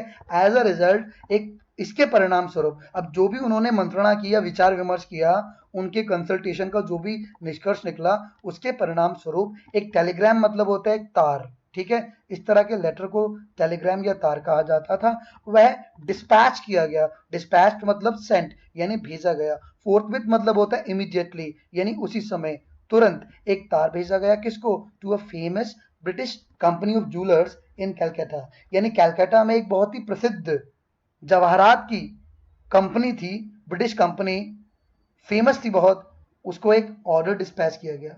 ऑर्डर में क्या था? Send samples of expensive diamond rings of different designs, यानी उसमें यह लिखा था कि आप हमें कृपया करके कुछ सैंपल्स भेज दीजिए, एक्सपेंसिव यानी महंगी वाली डायमंड रिंग्स, हीरे की अंगूठियों के कुछ सैंपल्स भेज दीजिए ऑफ डिफरेंट डिजाइन, अलग अलग डिजाइन के, ठीक है जी। इस तरह की रिंग्स मंगवाई। सम 50 रिंग्स अराइव्ड, लगभग 50 अंगूठियां आ गई। The Maharaja sent the whole lot to the British officer's good lady, अब महाराजा ने ब्रिटिश ऑफिसर की गुड लेडी मतलब उसकी वाइफ को पूरा का पूरा लॉट यानी जो भंडार आया था 50 रिंग्स का, डायमंड रिंग्स का, वो उसकी वाइफ को भेज दिया। The king and the minister expected the durai sani to choose 1 or 2 rings and send the rest back. King और उसके मिनिस्टर यानी दीवान साहब ने एक्सपेक्ट किया कि जो दुरई की बीवी है, दुरई सानी, अर्थात दुरई जैसा कि मैंने आपको बताया एक तमिल वर्ड है जिसका मतलब चीफ या लीडर होता है, ऐसे ही उसकी वाइफ के लिए दुरई सानी वर्ड यूज किया गया है, ठीक है। तो उनको ऐसी आशा थी कि वो उस लॉट में से जो उसे भेज रहे हैं 50 रिंग्स का, उनमें से एक या दो चूज कर लेगी, बाकी वो भेज देगी वापस, लेकिन ऐसा नहीं हुआ। Within no time at all, the Duraisani sent her reply. अभी समय गुजरा भी नहीं था, उसको रिंग्स रिसीव हुए, तभी क्या रिप्लाई आता है? Thank you very much for your gifts, आपके उपहार के लिए, आपके गिफ्ट के लिए आपका बहुत बहुत धन्यवाद, बहुत बहुत शुक्रिया। इसका मतलब ये हुआ कि उसने 50 रिंग्स जो उसे भेजी गई थी इस एक्सपेक्टेशन के साथ कि वो एक या दो चूज करके बाकी वापस भेज देगी, भाई वो तो बहुत तेज निकली, उसने 50 रिंग्स सारी की सारी एज अ गिफ्ट रख ली, ठीक है। इन 2 days a bill of 3 lakh of rupees came from the British jewelers, अब जिस कंपनी से वो रिंग्स मंगवाई थी वहां से 2 दिनों में 3 लाख का बिल आ गया। द महाराजा वॉज हैप्पी, महाराजा फिर भी खुश था। पेपर में क्वेश्चन आता है कि 3 लाख रुपए लॉस कर देने पर भी महाराजा खुश था, क्यों? दैट दो he had lost 3 lakh of rupees, कि भाई हालांकि उसके 3 लाख रुपए उसने लॉस कर दिए थे, उसे नुकसान हुआ था, पर he had managed to retain his kingdom, फिर भी उसने अपने किंगडम यानी अपने साम्राज्य को, अपनी गद्दी को बचा लिया, उसे रिटेन रखा।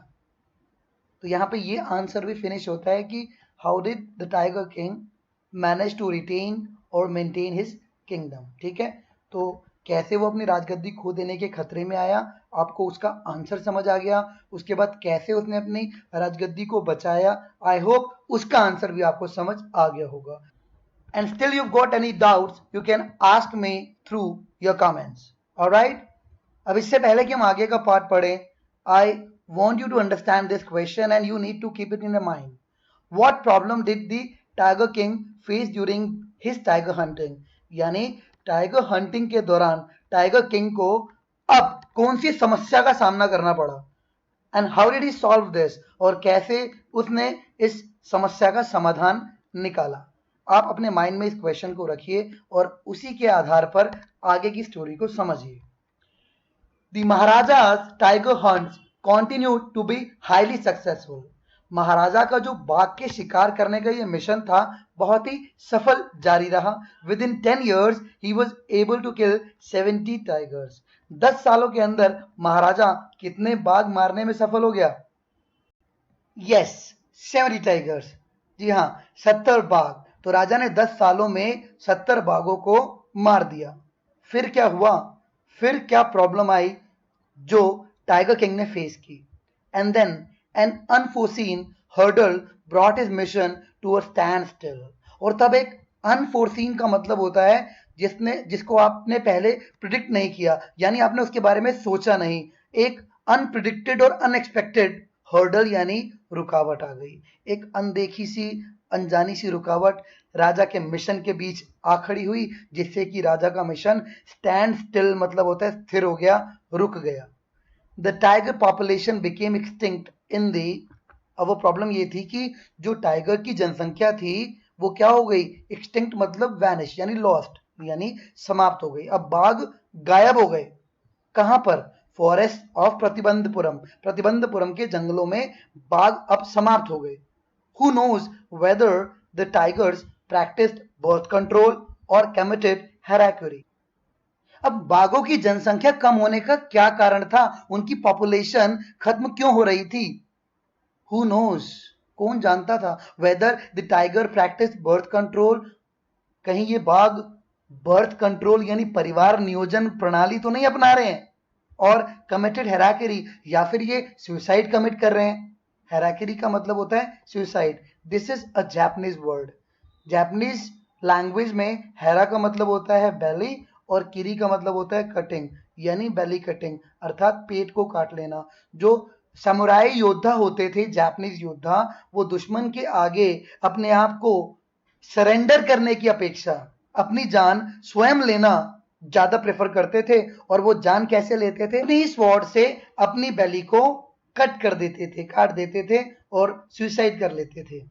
तो भाई इस तरह के अनुमान लगाए जा रहे थे कि भाई उन्होंने परिवार नियोजन तो नहीं कर लिया या सुसाइड कमिट तो नहीं कर लिया, जो बाघों की जनसंख्या प्रतिबंधपुरम में समाप्त होती जा रही है, और simply ran away from the state. या फिर एक अनुमान यह भी था कि कहीं वो प्रतिबंधपुरम से भाग तो नहीं गए हैं राज्य से, because they desired to be shot by British hands alone, क्योंकि अब उनकी इच्छा केवल किसके हाथों द्वारा मारे जाने की है? ब्रिटिशर्स के द्वारा, क्योंकि राजा तो उनकी की पूरी नस्ल को समाप्त करता जा रहा था। अब उनकी इच्छा नहीं थी, वो चाह रहे थे कि भैया अब तो शिकार हमारा हो तो किसके द्वारा हो, ब्रिटिशर्स कर लें, बट अब राजा ना करे। ठीक है जी। One day the Maharaja send for the Dewan. एक बार महाराजा ने दीवान को बुलवाया, एक संदेशा भेजा, दीवान साहब आके मिलो। अब दीवान साहब मिलने आए। पढ़ना बहुत ही हिलेरियस, बहुत ही मजेदार है, हंसी आने वाली है आपको। दीवान की बातचीत जो राजा के साथ हुई, जो भी डायलॉग्स हुए, ध्यान से सुनिएगा। दीवान साहब, aren't you aware of the fact that 30 tigers still remain to be shot down by this gun of mine? दीवान साहब, क्या आप इस बात से अवेयर नहीं है? क्या आपको यह बात नहीं पता है कि अभी भी मेरी इस गन से, राजा के हाथ में गन थी, राजा ने बोला मेरी इस गन से अभी भी 30 बाघ ऐसे हैं, 30 टाइगर ऐसे हैं जिनको मरना है। He at brandishing is gun. राजा ने अपनी गन को हवा में वेव करते हुए, ब्रांडिशिंग मतलब होता है हिलाना या डिस्प्ले करना, दिखाते हुए दीवान साहब से ये क्वेश्चन पूछा, क्या कि मेरी इस गन से अभी 30 बाघ रिमेन यानी रह गए हैं, बाकी हैं जिनको अभी मरना है। शडरिंग मतलब होता है कांपते हुए। At the site of the gun, gun को देख करके दीवान साहब कांपने लगे। द दीवान क्राइड आउट, और जानते वो चिल्ला के क्या बोले, your majesty I am not a tiger, महाराज मैं टाइगर नहीं हूं। Which idiot would call you a tiger, कौन मूर्ख तुम्हें टाइगर कह के बुलाएगा। No no I am not a gun, महाराज तो मैं बंदूक भी नहीं हूं। अब दीवान को ये लग रहा है, पहले दीवान को ये लगा कि राजा ने उसे क्या समझ लिया है, टाइगर समझ लिया है और उसे मारने के लिए बुलाया है। अब इसकी स्टुपिडिटी देखो, जब राजा ने ये बोला कि मैं तुम्हें टाइगर नहीं बुला रहा हूं, कौन तुम्हें टाइगर बुलाएगा, कौन इडियट, तो जानते हो वो क्या कहता है। अब उसे लगा कि राजा के हाथ में गन है, लगता है राजा की गन वर्क नहीं कर रही है, खराब हो गई है और सॉरी गन। तो जानते हो उसने क्या कहा, उसने कहा तो महाराज मैं गन भी नहीं हूं। उसको लगा कि महाराजा गन के स्थान पर उसका प्रयोग करने वाला है। ठीक है जी, you are nice tiger not gun, अरे भाई ना तो तुम टाइगर हो ना ही गन हो। दीवान साहेब I summon you here for a different purpose, मैंने आपको यहाँ पे एक अलग उद्देश्य के लिए समन किया है। समन मतलब कॉल यानी बुलाया है। ठीक है, I have decided to get married, मैंने मैरिज करने का निश्चय किया है, मैंने निर्णय किया कि मैं विवाह करूंगा, शादी करूंगा। अब क्वेश्चन आपका ऐसे भी आ सकता है ये वाला, जैसे कि मैंने आपको बताया ऊपर कि राजा के सामने क्या समस्या आई और राजा ने उसका निवारण कैसे निकाला, समाधान कैसे निकाला। तो ये क्वेश्चन चेंज होके इस लैंग्वेज में भी आ सकता है। What will the Maharaja do to find the required number of tigers to kill, राजा ने जो रिक्वायर्ड नंबर्स यानी 30 टाइगर्स जो रह गए थे उसको किल करने के लिए राजा ने क्या प्लान किया। ठीक है, या फिर ये क्वेश्चन चेंज होके ऐसे भी आ जाता है, when and why did the Maharaja decide to get married, कब और क्यों राजा ने विवाह करने का निर्णय लिया। अब आपको थोड़ी थोड़ी बात तो समझ आना शुरू हो ही गई होगी आई गेस। ठीक है, तो जब राजा ने ये बोला कि मैंने विवाह करने का निर्णय किया है, तो जानते हो दीवान साहब थोड़ा हकलाने लगे, थोड़ा बैबल मतलब तुतलाना या हकलाना। Dewan began to babble and even more, और जानते हो क्या कहा उन्होंने, your majesty I have two wife already, if I marry you, मेरी तो 2 बीवी है, अगर मैं आपसे विवाह करूंगा। अब दीवान को बेवकूफ को ये लगा कि राजा अब कह रहा है कि मैं शादी करना चाहता हूं और इसलिए मैंने तुम्हें यहां बुलाया, तो उसे ये लगा कि राजा ये कह रहा है कि राजा मुझसे विवाह करना चाहता है। डोंट टॉक नॉनसेंस, बकवास बंद करो। Why should I marry you, मैं तुमसे शादी क्यों करूंगा। What I want is a tiger, मेरा मेरा उद्देश्य, मेरा मकसद एक टाइगर है, मुझे बाघ चाहिए। अब सुनो और मजेदार बात, your majesty please think it over, Maharaja कृपया आप इसके ऊपर विचार कीजिए, सोचिए। Your ancestors were married to this world, आपके पूर्वजों ने तलवार से विवाह किया। If you like marry the gun, अगर आप चाहो तो आप गन से विवाह कर लीजिए। A tiger king is more than enough for this state, भाई हमारे इस राज्य प्रतिबंधमपुरम के लिए एक टाइगर किंग अर्थात आप ही काफी हैं। It doesn't need a tiger queen as well, हमारे राज्य में अब टाइगर क्वीन की आवश्यकता नहीं है। यानी जब राजा ने ये कहा ना कि भाई मेरा मकसद टाइगर है विवाह करने का, तो अब दीवान साहब को ये लगने लगा कि राजा ये कह रहे हैं कि विवाह करने के लिए मुझे एक टाइगर चाहिए यानी टाइग्रेस चाहिए। ठीक है, तो अब उनका उत्तर क्या था, उन्होंने बोला कि आपके पूर्वजों ने, आपके एंसेस्टर्स ने स्वॉर्ड से शादी की, आप चाहें तो गन से कर लीजिए, बट आप टाइगर से मत कीजिए, क्योंकि हमारे राज्य के लिए एक ही टाइगर किंग काफी है और हमें आवश्यकता नहीं किसकी, एक टाइगर क्वीन की। Alright, the Maharaja gave a loud crack of laughter, अब महाराजा इस बात को सुनकर के बहुत जोर से हंसने लगा। आई am not thinking of marrying either a tiger और अ गन, दीवान साहब मैं ना तो किसी टाइगर से विवाह करने का के बारे में सोच रहा हूं और ना ही गन से, but a girl from the ranks of human beings, भाई मेरा उद्देश्य तो मनुष्यों की श्रेणी में आने वाली किसी लड़की से है, मैं लड़की से विवाह करना चाहता हूं। First you may draw up statistics of tiger populations in the different native states, सबसे पहले दीवान साहब आप एक काम कीजिए, आप different native states, native states मतलब इंडियन स्टेट्स, जो अलग अलग इंडियन स्टेट्स हैं वहां पे ये देखिए कि किस राज्य में बाघों की संख्या, उनकी पॉपुलेशन ज्यादा है, उसको ड्रॉ अप कीजिए, मतलब एक प्रारूप बनाइए, प्रिपेयर अ ड्राफ्ट और वर्जन ऑफ प्लान। ठीक है, मतलब एक प्रकार से आंकड़े एकत्रित कीजिए कि किस राज्य में बाघों की संख्या ज्यादा है। Next, you may investigate if there is a girl I can marry in the royal family. और जिस राज्य में बाघों की संख्या ज्यादा है वहां पर देखिए कि रॉयल फैमिली में, शाही परिवार में कोई ऐसी लड़की है जिससे मैं विवाह कर पाऊं। तो आपको अब आंसर और भी अच्छे से समझ आ रहा होगा कि राजा का बेसिकली प्लान क्या था।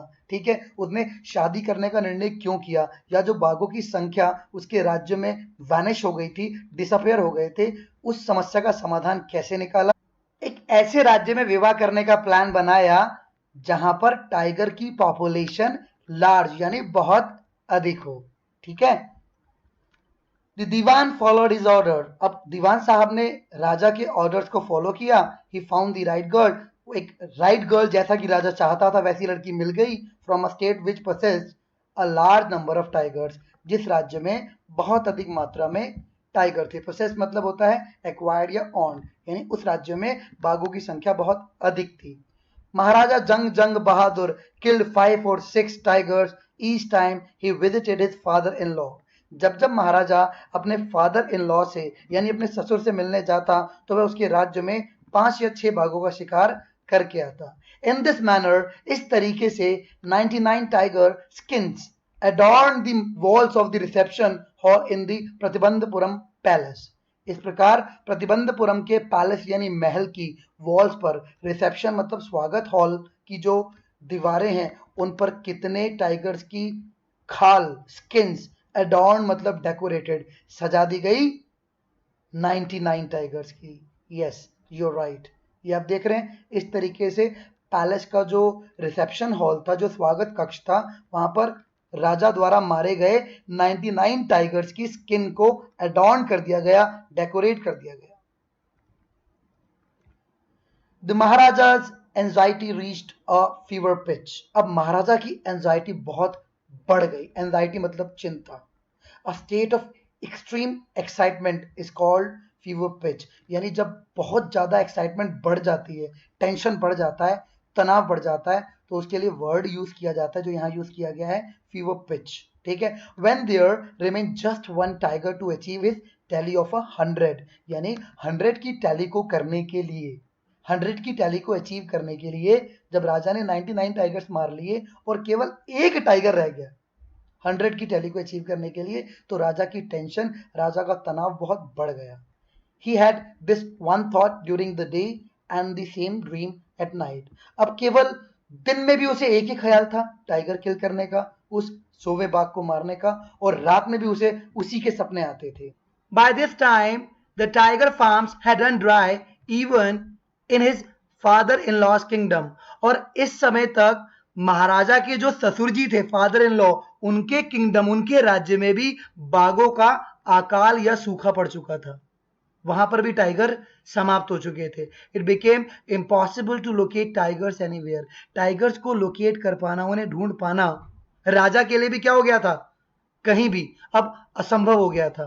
Yet only one move was needed. हालांकि केवल एक ही बाघ की आवश्यकता थी अब।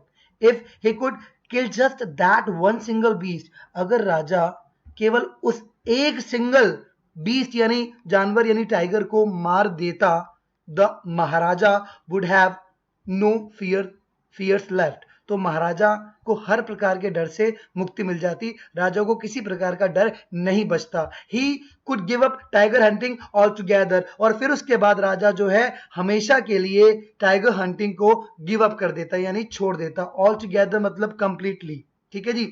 अब यहाँ पे एक क्वेश्चन आता है, क्वेश्चन समझिए, आंसर आपको अपने आप समझ आ जाएगा। Why was the Maharaja so anxious to kill the 100 tiger? यानी महाराजा 100 टाइगर को किल करने के लिए बहुत एंशियस यानी वरिड या एक्साइटेड क्यों था? इसका आंसर आपको अभी मिलेगा। But he had to be extremely careful with that last tiger। पर राजा को उस अंतिम यानी उस सोवे बाघ से अत्यंत सावधान रहने की आवश्यकता थी। What had the late chief astrologer said? जानते हैं ना उस एस्ट्रोलॉजर ने क्या कहा था, जो अब लेट यानी स्वर्गीय हो चुका है, स्वर्ग सिधार चुका है, यानी जिस एस्ट्रोलॉजर ने प्रेडिक्शन किया था वो तो अब नहीं रहे इस दुनिया में, लेकिन उन्होंने जो बात कही थी वो महाराजा को अभी भी याद थी, और वही बात इस क्वेश्चन का आंसर है। बात क्या थी? इवन आफ्टर किलिंग 99 टाइगर्स, भाई 99 टाइगर्स महाराजा आप मार लेंगे ठीक इसी प्रकार जिस प्रकार उन्होंने अपना पहला टाइगर मारा था। The Maharaja should beware of the 100th, यानी महाराजा को किससे सावधान रहने की आवश्यकता थी? 100th टाइगर से, यानी 100वें बाघ से। और ये बात बिल्कुल ट्रू यानी सच थी, true enough. The tiger was a savage beast. Tiger क्या होता है? एक फेरोशियस, एक सैवेज, एक असभ्य जंगली जानवर होता है, एक वायलेंट बीस्ट होता है। After all one had to be very, मतलब होता है केयरफुल या अलर्ट, यानी किसी भी व्यक्ति को टाइगर जैसे फेरोशियस या हिंसक जानवर से सावधान रहने की आवश्यकता तो है ही, but where was that 100th tiger to be found? पर वो अब 100वां बाघ मिले भी तो कहां मिले? वो नहीं मिल रहा था। It seemed easier to find tiger's milk than a live tiger. Tiger का मिल्क मिलना आसान लग रहा था, बट एक लाइव टाइगर मिलना, एक जिंदा बाघ मिलना, वो बड़ा ही मुश्किल लग रहा था। दस the Maharaja was sunk in gloom. इस प्रकार महाराजा एक निराशा में, एक उदासी में डूब गया। संक इन ग्लूम का मतलब होता है फीलिंग ऑफ बीइंग सैड और डिप्रेशन, यानी राजा बहुत उदास हो गया। But soon came the happy news which dispelled that gloom. पर जल्दी ही एक हैप्पी न्यूज, एक खुशखबरी आई जिससे राजा की सारी ग्लूम यानी उदासी या डिप्रेशन, डिस्पेल्ड मतलब डिसमिस और डिसअपियर यानी समाप्त हो गया। राजा की सारी परेशानी, सारी उदासी का अंत हो गया। पेपर में क्वेश्चन भी आता है कि राजा को ऐसी कौन सी न्यूज आई जिससे कि उसकी सारी परेशानी या सैडनेस डिसअपियर हो गई।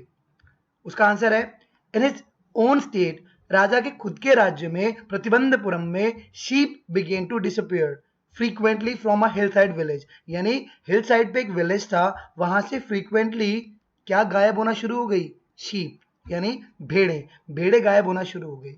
बट इससे पहले कि विलेजर्स राजा को जाके ये बताते, गांव वालों ने पहले इस बात को मेक श्योर किया, सुनिश्चित किया, असरटेन किया। कैसे? It was first ascertained that this was not the work of Khadam Mian Sahib or Veerasamy Naikar, both famed for their ability to swallow sheep whole। भाई जो प्रतिबंधपुरम था वहां पे दो लोग बहुत ही फेमस थे। किस चीज के लिए? कि वो शीप को यानी भेड़ को स्वॉलो कर जाते थे, होल यानी पूरे का पूरा, स्वॉलो मतलब ईट, खा जाना, वो भेड़ को पूरे का पूरा खा जाते थे। तो गांव वालों ने इस बात को सुनिश्चित किया कि कहीं भाई ये उनका काम तो नहीं है जो शीप गायब हो रही है, वो तो नहीं खा रहे हैं।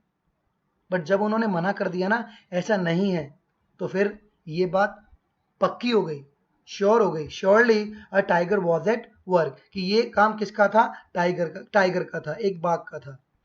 The villagers ran to inform the Maharaja. Villager जो है वो दौड़े महाराजा को इन्फॉर्म करने के लिए, उन्होंने महाराजा को सूचित किया। The Maharaja announced a 3-year exemption from all taxes. और आपको पता है महाराजा ने खुश होकर के गांव वालों का 3 साल का टैक्स यानी लगान माफ कर दिया, उन्हें एग्जम्पशन दे दिया, फ्री फ्रॉम लाइबिलिटी यानी उन्हें रिलीज कर दिया for that village and set out on the hunt at once. और उसके बाद राजा जो है तुरंत शिकार के लिए निकल पड़ा। The tiger was not easily found. और ये टाइगर आसानी से नहीं मिला। It seemed as if it had want only hid itself in order to flout the Maharaja's will। ऐसा लगा मानो जैसे ये टाइगर जो है वो क्या कर रहा है, अपने आप को हिड कर रहा है यानी छिपा रहा है। वॉन्ट ओनली का मतलब होता है इन अ प्लेइंग वे, यानी एक तरीके से वो राजा की विल के साथ, उसकी इच्छा के साथ एक खिलवाड़ कर रहा है, मजे ले रहा है उससे। In order to flout the Maharaja will, और ओपनली महाराजा की विल को, वो महाराजा की इच्छा का अनादर कर रहा है। फ्लॉट मतलब डिसरिगार्ड कर रहा है, ठीक है। The Maharaja was equally determent, लेकिन महाराजा भी उतना ही पक्के इरादे वाला था, उतना ही फर्म एंड दृढ़ निश्चय के साथ जंगल में डटा रहा। He refuse to leave the forest until the tiger was found. उसने भी पक्का इरादा कर लिया कि वो जंगल से तब तक नहीं वापस लौटेगा जब तक कि उसे वह अंतिम बाघ नहीं मिल जाता। एज द डेज पास्ड, जैसे जैसे दिन गुजरे, महाराजा फ्यूरी मतलब एंगर एंड ऑब्स्टिनेसी मतलब होता है स्टबर्नेस यानी हट या जिद। महाराजा की जो हट थी यानी जो उनकी जिद थी, माउंटेड मतलब होता है बहुत बढ़ जाना, क्लाइम्ड अप यानी बहुत बढ़ गई। अलार्मिंगली मतलब होता है इन एन एंशियस वे, यानी बहुत चिंतित तरीके से, बहुत वरिड तरीके से महाराजा की चिंता भी बढ़ने लगी, उसका गुस्सा भी बढ़ने लगा। Many officers lost their jobs, और महाराजा के गुस्से और जिद के आगे कई ऑफिसर्स को अपनी नौकरी से हाथ धोना पड़ा। अर्थात जब राजा को वो अंतिम भाग नहीं मिला तो राजा का गुस्सा बढ़ने लगा, और राजा के कोप यानी गुस्से का शिकार कौन हुआ? कई सारे ऑफिसर्स, उनकी नौकरियां चली गई, राजा ने उन्हें गुस्से में आकर नौकरी से निकाल दिया। One day when his reach was at its height, एक दिन जब राजा का गुस्सा अपने चरम पे था। अब पेपर में क्वेश्चन आता है कि भाई राजा ने लैंड टैक्स डबल क्यों कर दिया, गांव वालों का जो जो टैक्स था, लगान था, वो डबल क्यों कर दिया? अब रीजन तो आपको पता लग ही गया है कि राजा बहुत गुस्से में रहने लगा था, ठीक है। महाराजा कॉल्ड द दीवान, तो महाराजा का जब रेज मतलब भी फ्यूरी यानी एंगर ही होता है, यानी गुस्सा, राजा बहुत गुस्से में था तो राजा ने किसको बुलवाया?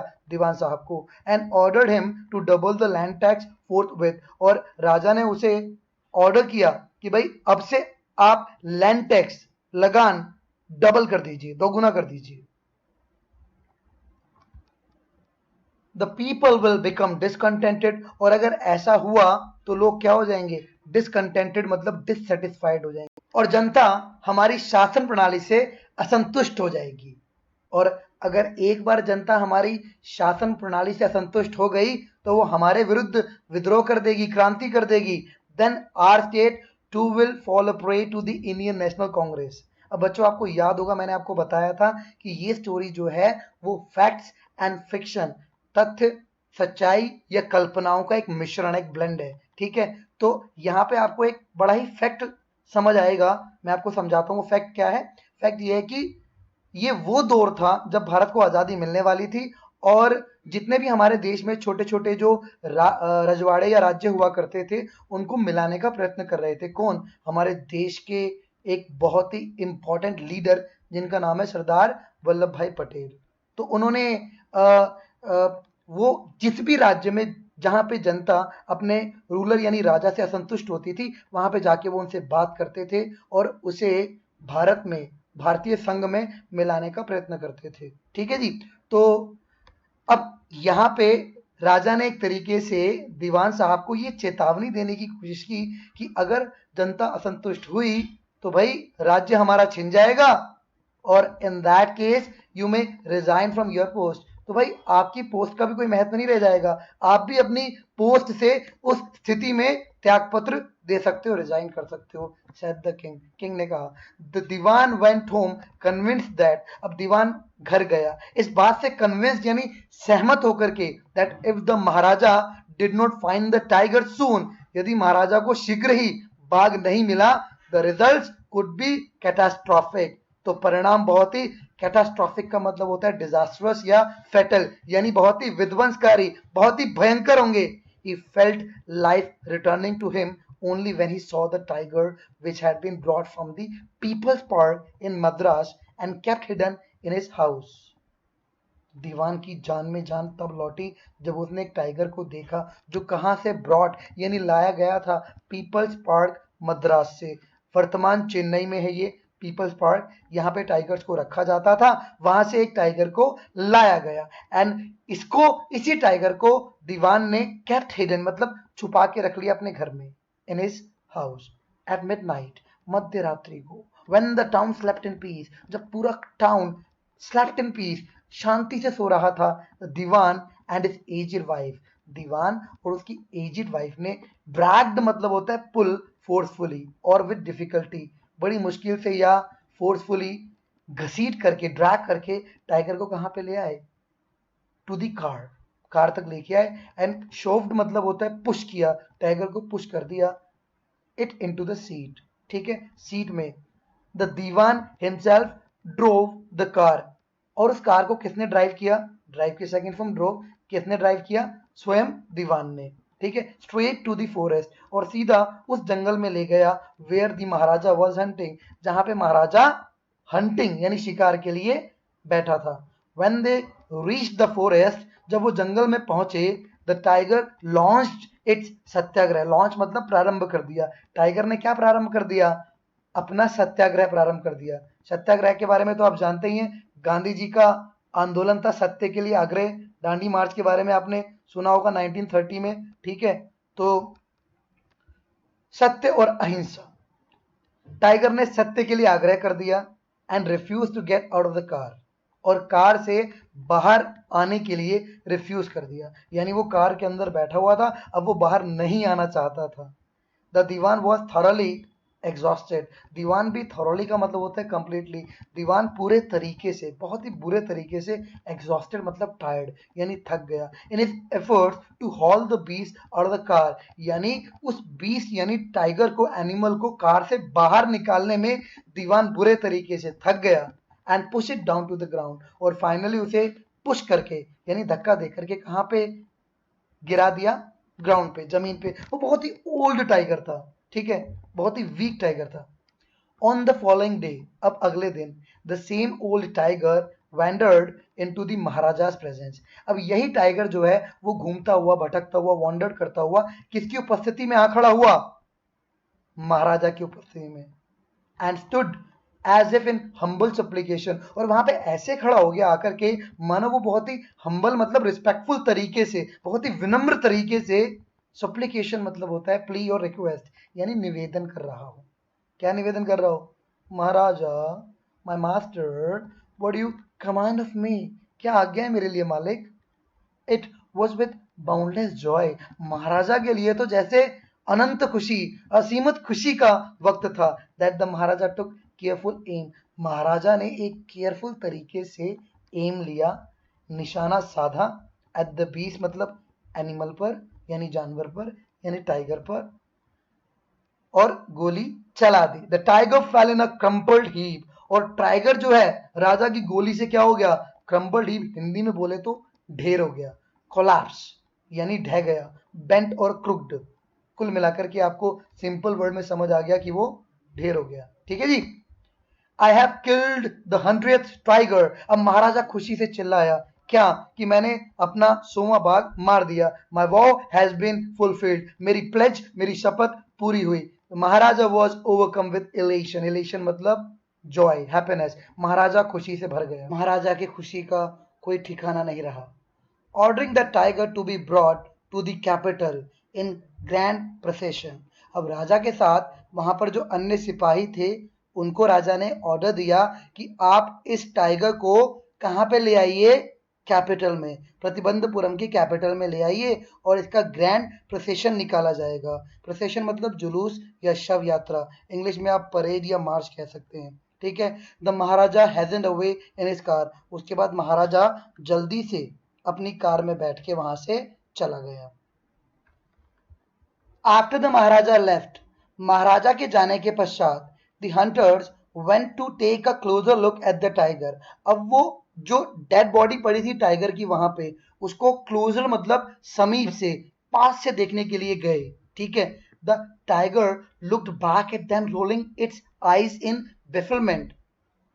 टाइगर मरा नहीं था, ये जिंदा था। टाइगर ने अपनी आंखों को रोल करते हुए उन्हें बहुत ही बेफिलमेंट यानी कंफ्यूजन के साथ देखा, उन हंटर्स को, सोल्जर्स को। The man realise that the tiger was not dead, उन लोगों ने इस बात को रियलाइज किया कि टाइगर मरा नहीं था। The bullet had missed it, bullet ने मिस कर दिया था इसे, यानी बुलेट का जो निशाना लगाया था राजा ने वो मिस हो गया था और टाइगर बच गया था। It had fainted from the shock of the bullet, ये टाइगर मात्र फेंट हुआ था, बेहोश हुआ था, किससे? शॉक ऑफ द बुलेट, यानी बुलेट की आवाज से, जो आवाज व्हीजिंग पास करते हुए यानी सनसनाते हुए जो उस टाइगर के कान के पास से गुजरी थी जो बुलेट, उससे वो मात्र बेहोश हो गया था। व्हीजिंग पास मतलब move quickly through the air with a whistling sound, ठीक है, सीटी बजाते हुए। कमजोर तो था ही वो, तो जैसे ही वो उसकी कान के पास से राजा की बंदूक की गोली गुजरी, वो बेहोश हो गया। अब महाराजा ने सोचा वो मर गया है। The hunters wondered what they should do. अब हंटर्स थोड़े परेशान हुए, उन्होंने सोचा अब हमें क्या करना चाहिए। They decided that the Maharaja must not come to know. उन्होंने निर्णय लिया कि महाराजा को इसके बारे में कुछ भी नहीं पता लगना चाहिए। That he had missed his target, कि भाई राजा का निशाना चूक गया है, राजा ने अपने टारगेट को मिस कर दिया है। अगर ये बात राजा को पता लगी तो बहुत बुरा हो सकता है। क्या हो सकता है? इफ इट डिड, यदि उसे पता लगा, they could loss their jobs. यदि ये बैड न्यूज राजा को जाके वो सुनाते हैं ना, तो राजा गुस्से में सबसे पहले तो उनकी जॉब छीन लेगा, नौकरी छीन लेगा। One of the hunters took am from a distance of 1 foot. अब उनमें से एक हंटर ने, एक शिकारी ने 1 फुट की दूरी से, ठीक है, डिस्टेंस से टाइगर को शॉट किया, गोली चलाई उस पर। This time he killed it without missing his mark. और इस बार बिना निशाना मिस हुए टाइगर्स को उन हंटर्स ने किल कर दिया। ऑलराइट, ठीक है जी। तो अभी भी राजा द्वारा मारे गए बाघों की संख्या कितनी है? Only 99। Then as commanded by the king. अब जैसा कि राजा ने ऑर्डर दिया था, the tiger was taken in procession. अब टाइगर का प्रोसेशन निकाला गया। प्रोसेशन मतलब वही शव यात्रा, जुलूस। मैं थोड़ा सा आपको अगर ये जूम करता हूं, I think now you can see this picture, ठीक है जी। Just a minute.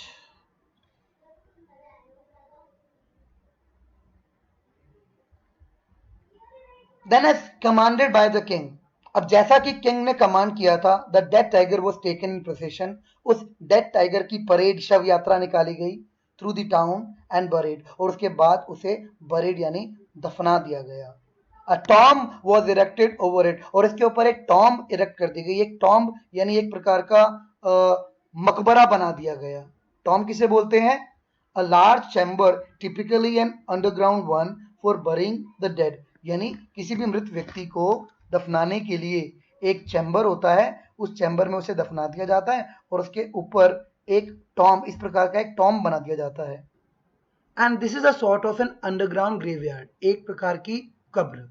Right. A few days later, कुछ दिन बाद, the Maharaja son's third birthday was celebrated. कुछ दिन बाद महाराजा का जो बेटा था उसका तीसरा बर्थडे सेलिब्रेट किया गया। Until then, the Maharaja had given his entire mind over to tiger hunting.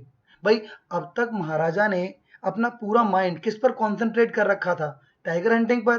तो वो अपने बेटे को समय नहीं दे पाया था। He had no time to spare for the crown prince. राजा को अपने पुत्र के साथ अच्छे से वक्त बिताने का मौका अब तक नहीं मिला था। But now the king turned his attention to the child. पर अब किंग यानी महाराजा ने अपना पूरा अटेंशन किसको दिया? अपने चाइल्ड यानी अपने पुत्र को दिया। He wished to give him some special gift. उसकी इच्छा थी कि वो अपने पुत्र को उसके थर्ड बर्थडे पर कोई स्पेशल गिफ्ट दे, कोई बहुत ही सुंदर खास उपहार दे। He went to the shopping center in Pratibandapuram. वह प्रतिबंधपुरम के शॉपिंग सेंटर में गया एंड सर्च एवरी शॉप। उसने प्रत्येक शॉप को सर्च किया but couldn't find anything suitable. पर उसे अपने पुत्र के लिए, उसे गिफ्ट करने के लिए उसके थर्ड बर्थडे पर कुछ भी सूटेबल, उपयुक्त नहीं मिला। Finally he spotted a wooden tiger. और आखिरकार टाइगर किंग को क्या दिखा? उसने क्या स्पॉट किया? एक लकड़ी का tiger.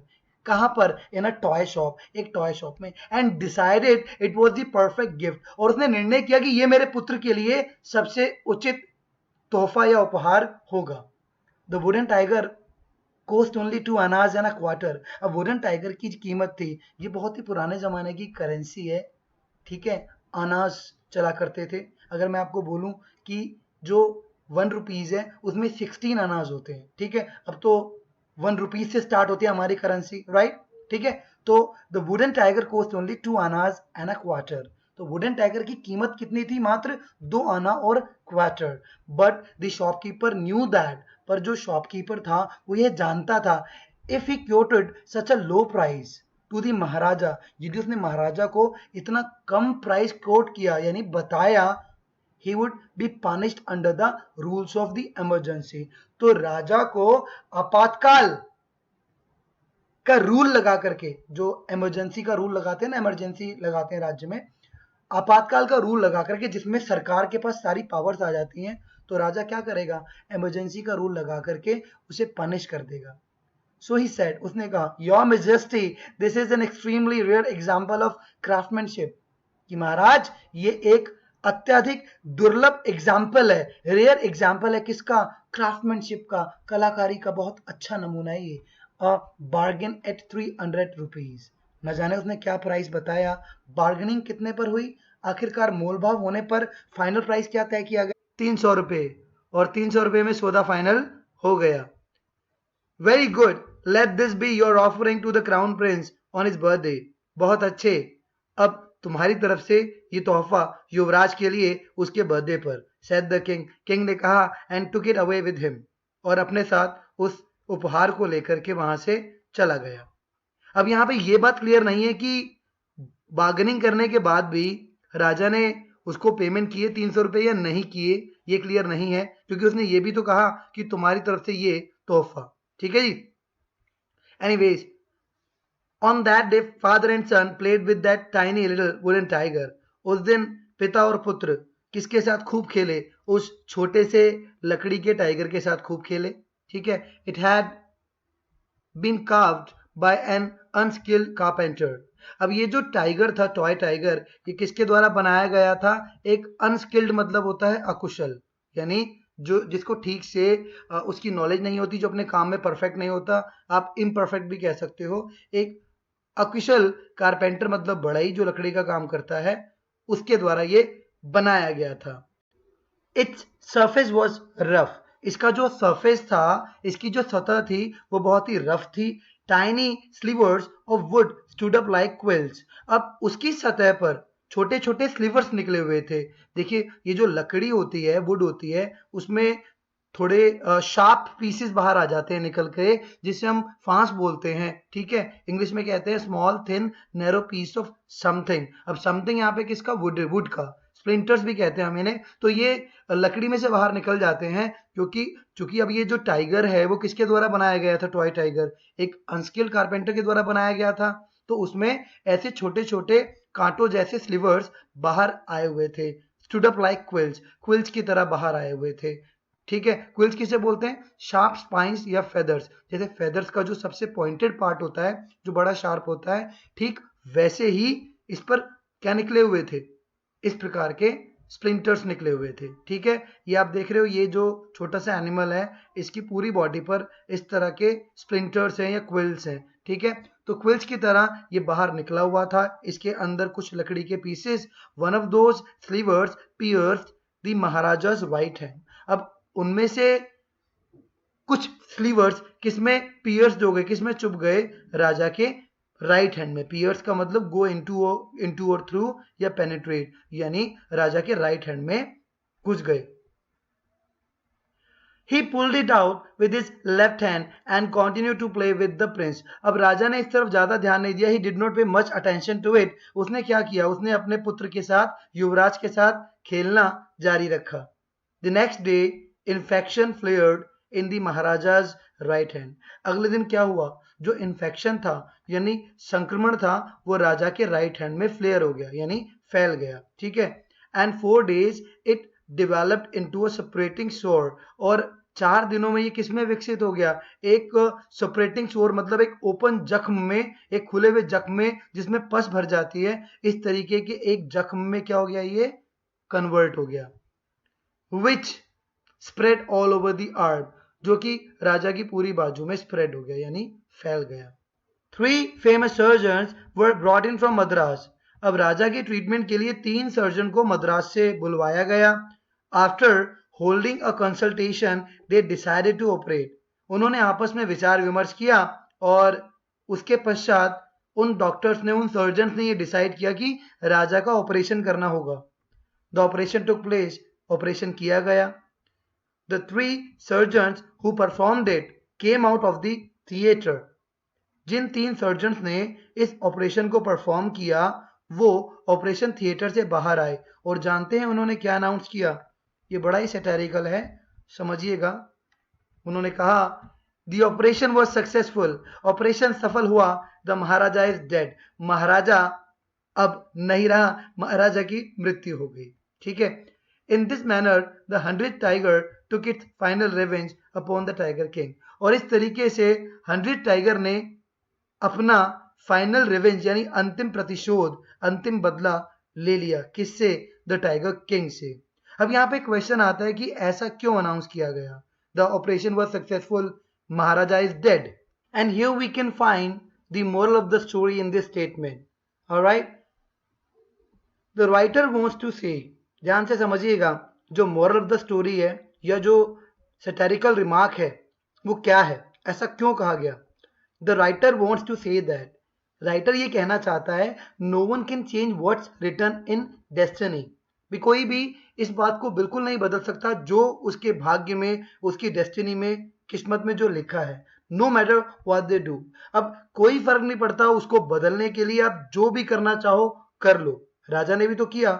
The tiger king spends his whole life in a single minded pursuit tigers by finally killed not by a live tiger but a wooden toy। Tiger King ने अपना जीवन केवल एक ही उद्देश्य को पूरा करने में गुजार दिया, टाइगर्स के लिए, टाइगर्स को किल करने के लिए, ठीक है।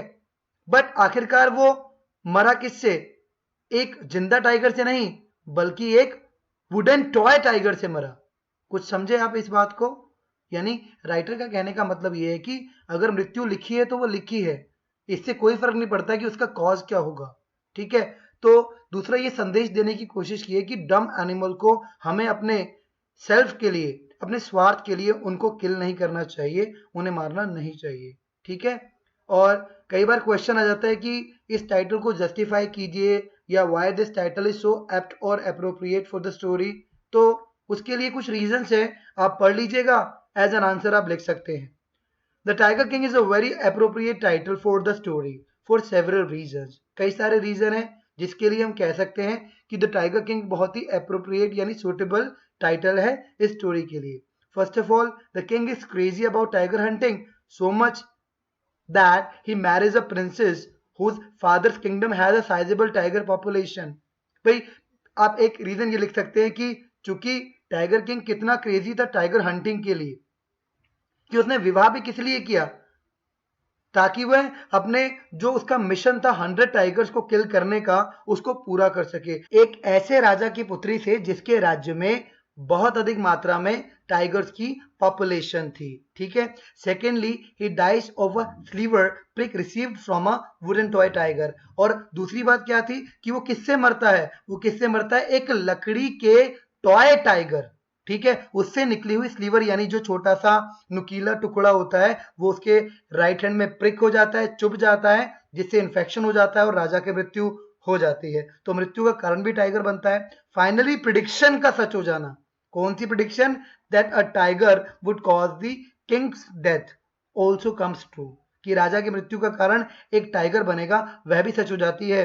विच इट इज इररिलेवेंट कि वो लकड़ी का टाइगर था या एक alive tiger, since the story revolves around the king and the 100 tigers। अब चूंकि ये कहानी किसके आसपास घूमती है? राजा के आसपास, और राजा द्वारा मारे जाने वाले 100 टाइगर्स, 100 तो नहीं 99, ठीक है। It could not be better titled than the tiger king. तो हम कह सकते हैं कि ये जो टाइटल है द टाइगर किंग, इससे अच्छा इस स्टोरी का कोई अन्य टाइटल नहीं हो सकता था। तो प्यारे बच्चों, ये स्टोरी यहाँ फिनिश होती है। आशा करता हूँ, उम्मीद करता हूँ कि आपको समझ आई होगी। अगर आपको वीडियो अच्छी लगी, मेरा पढ़ाने का तरीका अच्छा लगा, तो आप इस वीडियो को शेयर कर दीजिएगा। It will be helpful to me. ये मुझे मोटिवेट करता है और अच्छी से अच्छी वीडियो बनाने के लिए। खराब लगी तो भी बताइएगा, कोई क्वेश्चन पूछना चाहते हैं तो भी कमेंट में पूछिएगा, ठीक है। तो guys, see you in the next video. Till then, bye bye, have a great time, God bless you.